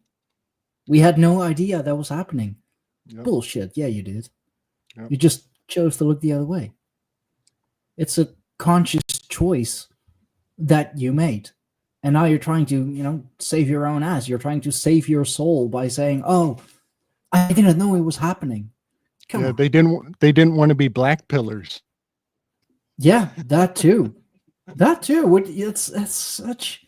I guess the New Age thing goes like so far back. First you have to be all love and light and like fucking ignore, the whole dark thing that is going on. Because as long as we ignore it, as long as we don't acknowledge it, we're not giving it power. We're not giving it energy, so it doesn't manifest. And every like the black pill, I kind of despise how everything has become a pill, though. Isn't that true? Yes, they've moved it into a pharmacos paradox or pharmacos paradigm. Yeah. Yeah. But now it's, like even the slightest negative thing, like black pill or even, the gray pill. I'm fucking proud to be a Greyhorn. I walk the middle path. Yeah, buddy. I can switch back and forth if I have to. But like the slightest bit of negativity is like, no, not here. Not here. This is a space of love and light. Incredibly toxic. Not something you want to be associated with. I think it's very, very interesting, this idea of the black pill. Like this. I don't think. I just want to point out we need a pill. It rhymes with black people. Black people. We're the original conspiracy theorists, y'all. We owe such a debt to the black folks for setting this game up a fucking millennia back. But yeah, black people is kind of in the twilight there. Pea pills is what you need when you get older, right? Yeah. Go ahead. Yeah, Go man. ahead, Franklin. Like this idea of the black pill, and I mean, I realized this when I was a child. When I was 12, I was like, I slammed the history book down. I'll never open this book again. But do you know how many times I bent down to take cuts because I refused to open a history book? And I said to my headmaster, I refuse to open that textbook. I will not open it. It offends me. It's an insult to my intelligence. I will not open it. I'll bend for a friend, sir, if you're my friend. And then of course they give you another one for making a cocky comment. But I was in an all-boys school, so you could make jokes to a point and just take the cuts. But like I used to take cuts, or I would rather take cuts, and I got cuts almost every day. Like literally, I almost got beaten every day because I will not play your game. So I can completely relate to how messed up this world is. But I think it's beyond black pill. I think it's at the point where it's not just the pill that you take, it's the bloody reality you're in is already that. You don't need a black pill. You just go around and that's what it is. Just look around. The systems are all corrupt. We need to play this game just to cope. And if we don't play the game, then we're ostracized or worse, from society one way or another. It's a financial game. It's this game. Now it's like, it's a woke game, right? It's like, now you got to watch what you say. It's a whole nother, that freedom of speech thing is trampled. At least in our young days, we had freedom of speech, right? We were still allowed to talk in the 80s. Yeah? We were allowed to say what we wanted to say. No ways. Now you get into trouble if you say what you want to say. In those days, you said what you wanted to say, and people would be like, and that would be it, right? So, like, I think they've gotten into the engineering so deeply that, and this is a really interesting discussion on the roundtable. This was really what the discussion was about on Saturday. It was about the mystic or the activist, and like I believe that you can change the world by changing your inner being. So like the magic is so powerful that if you go within yourself and change your reality, that this reality out there will change. And if enough people go within themselves and say, you know what, if everybody sat down to meditate at once on the whole planet, I reckon we can change the laws of physics. Yeah, 100%.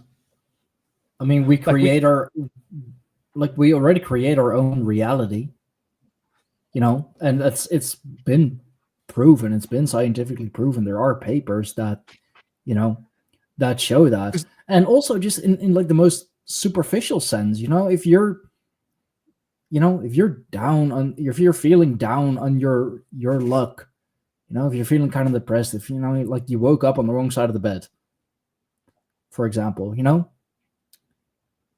your whole day is going to be shit. You're going to stub your toe. You're going to miss the bus. You're I don't know, like you're trying to get lunch and your card gets declined. It's because you're already in that mindset. Like you're already like feeling down. You're already kind of depressed. You're already low. You're already black-pilled for the day. So, you're kind of expecting already for things to go wrong, and therefore you're making it happen. But when you if you change your mindset, it's all in the mind. You can do anything if you set your mind to it. It's fucking true. Yeah, buddy. I love one of the Greek definitions of poverty. This is the Stoics. The definition of poverty is the belief that what you already have is not enough. And that little twist of the thoughts, that little shift in the paradigm is so empowering, and it really fills your cup right away. That's a beautiful word. And when I look at it, I don't hear the word you're saying. I hear you saying power. T. So Saturn's T, cutting off your power. Right. And Saturn relates to money. Always, we associate money with number 2, with Isis. hence the dollar bill. So they've switched it around for us. They've switched Mhm. the 2 and the 8 around. They think they're clever. They think they got us. But traditionally, money was related to Saturn, right? Like the first coins. Like it's if we go back into Europe, those first things, Saturnalia, they were like, related to this concept of trading this, because it related to grain. The coin was like a certain amount of grain. So that coin got me my grain, and it was all about grain, Saturn. But so like money in modern days, like our grain, right? Like how much grain have you got? I got a lot of grain. I got money in my pocket. I can buy grain. I got a full larder of grain potential in my pocket. But so your bag. that idea of power being cut by T, that's an interesting concept when we look at that T. Yeah, man. Because that T then represents Mm-hmm. also the number 400 in a sense, on one level, which is going out of life. You get put on a crucifier, you get put there to end your life. That's what it's for, right? Right.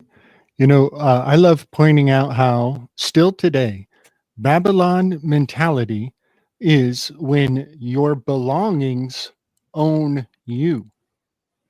When your material obligations are so much that you can't even decide to pack up and move on in a day.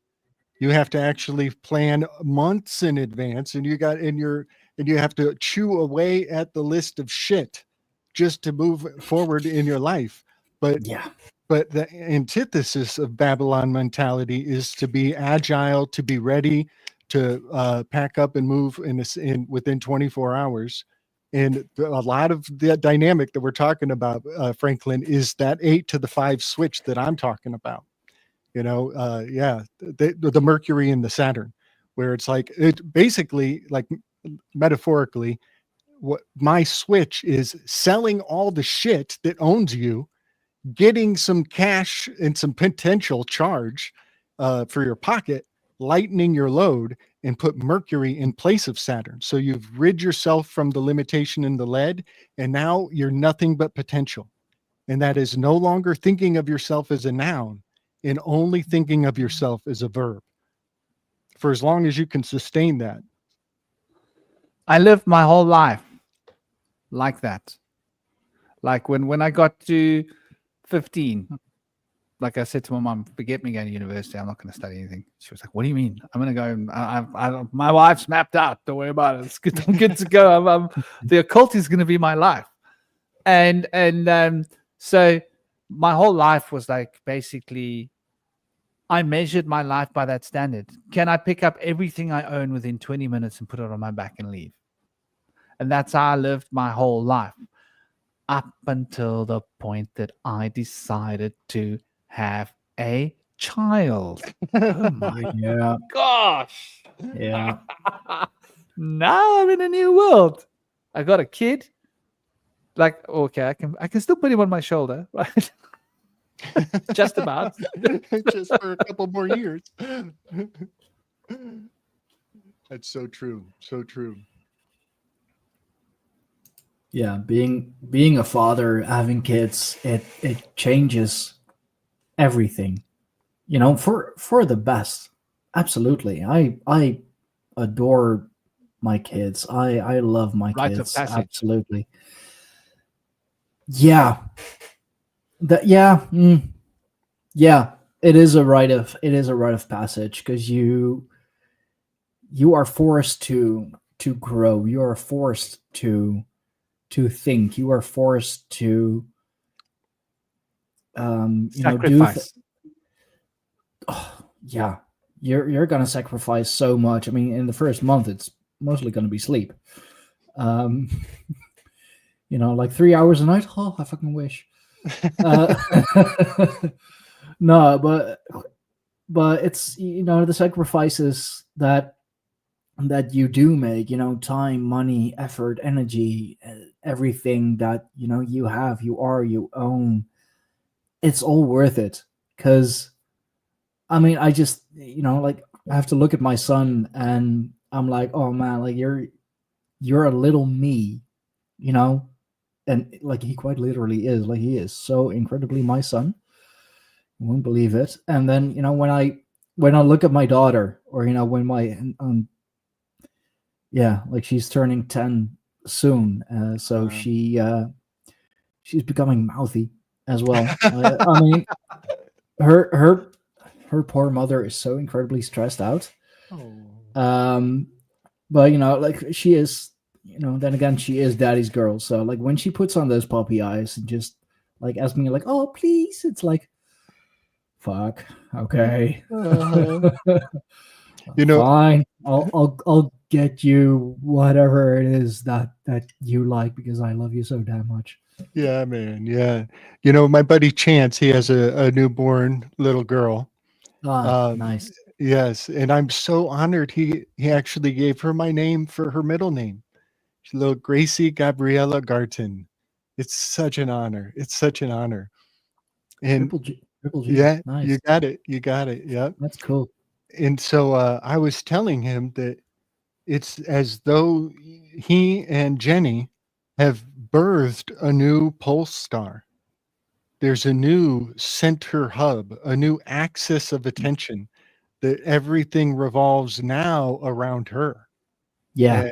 And Chance and Jenny are more like the Cepheus and Cassiopeia constellation, just a couple degrees away from, always like helicopter parents moving around that center of attention on the pole star. Yeah.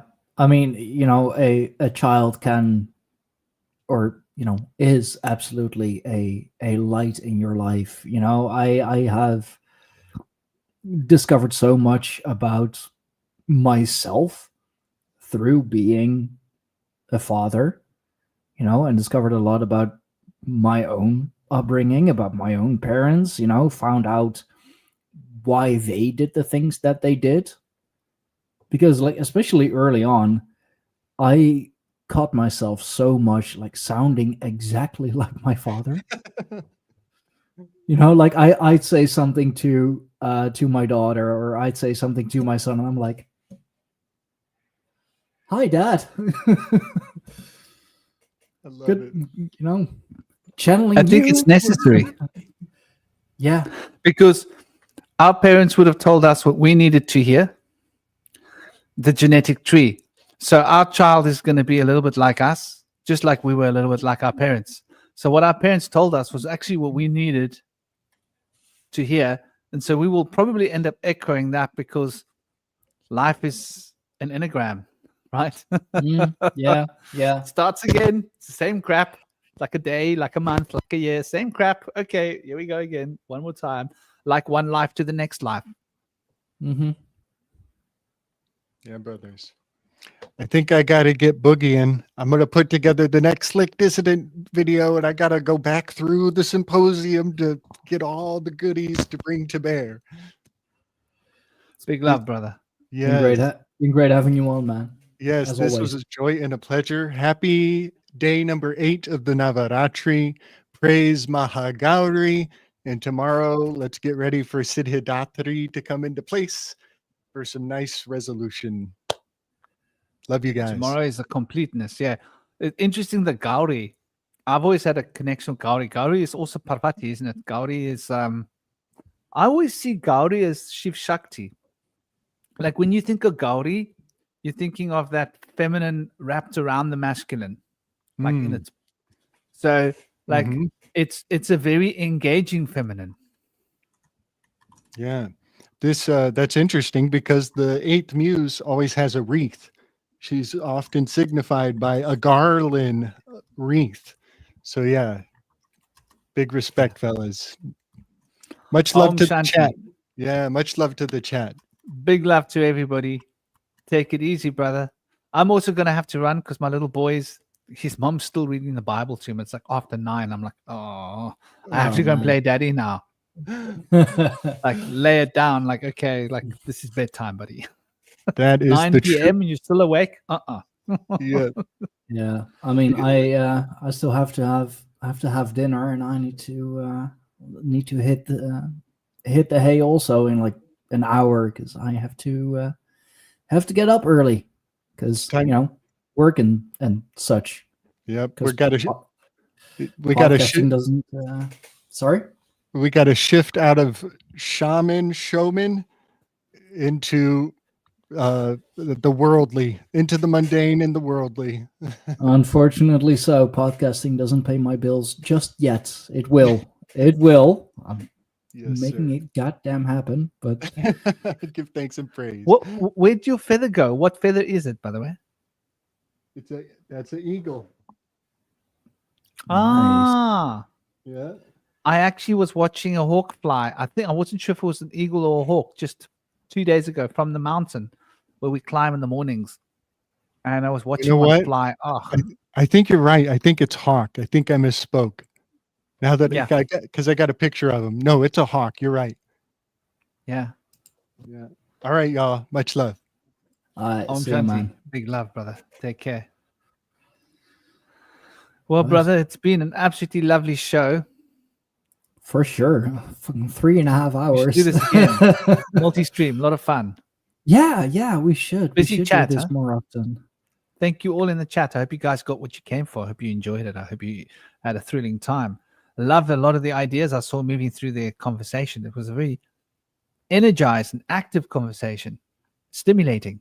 Yes, it was. Yes, it was. Driving us unconsciously on the side drive. It's like when you're flying a helicopter and somebody else has got the joystick as well. Not that I've ever flown one, but I've been in a helicopter when I was a little kid, and watching these guys with these two joysticks. That was interesting to watch, you know. I bet. Big bless all right, to you, I'm gonna call it night. Blessings to you, much love, and yeah, we ought to do this again. This is fun. It's a lot of fun. And for those of you that don't know, just a heads up, if you're not on my channel, you can find Stein's channel there, Stein Forks. You can find all Gabriel's channel, or probably a lot of you are on Gabriel's channel. You can find Zerilath. I'm going to add Zerilath to my channels, so you'll be able to find his channel there too. But it should be on the. If you look at the information, you'll see our tags in YouTube. And Slick Dissident is at Slick Dissident, so you'll be able to check us out. Hit us all up with a sub, and we've all got a lot of interesting content, all different, but yeah, sort of all working together in a sense. So it's check it out. We've got a diehard podcaster here. He does like a lot of shows and a lot of interviews. So you'll find there's like all sorts of content on his. I've been sort of, the round table, but also like you've got, I've got 108 sequence lectures and another 108 sequence of lectures, which is more about sort of engaging with the cosmological principles. What bug is this? He keeps, every time I try and pick him up, he runs away, he goes and hides away behind the other side of my thing. He's like this little bug cruising around. I want to put him out the window so he's safe. Anyway, sending big love to all of you. Take it easy. Keep the smile alive. And Om Shanti. It's been good, folks. Until next time.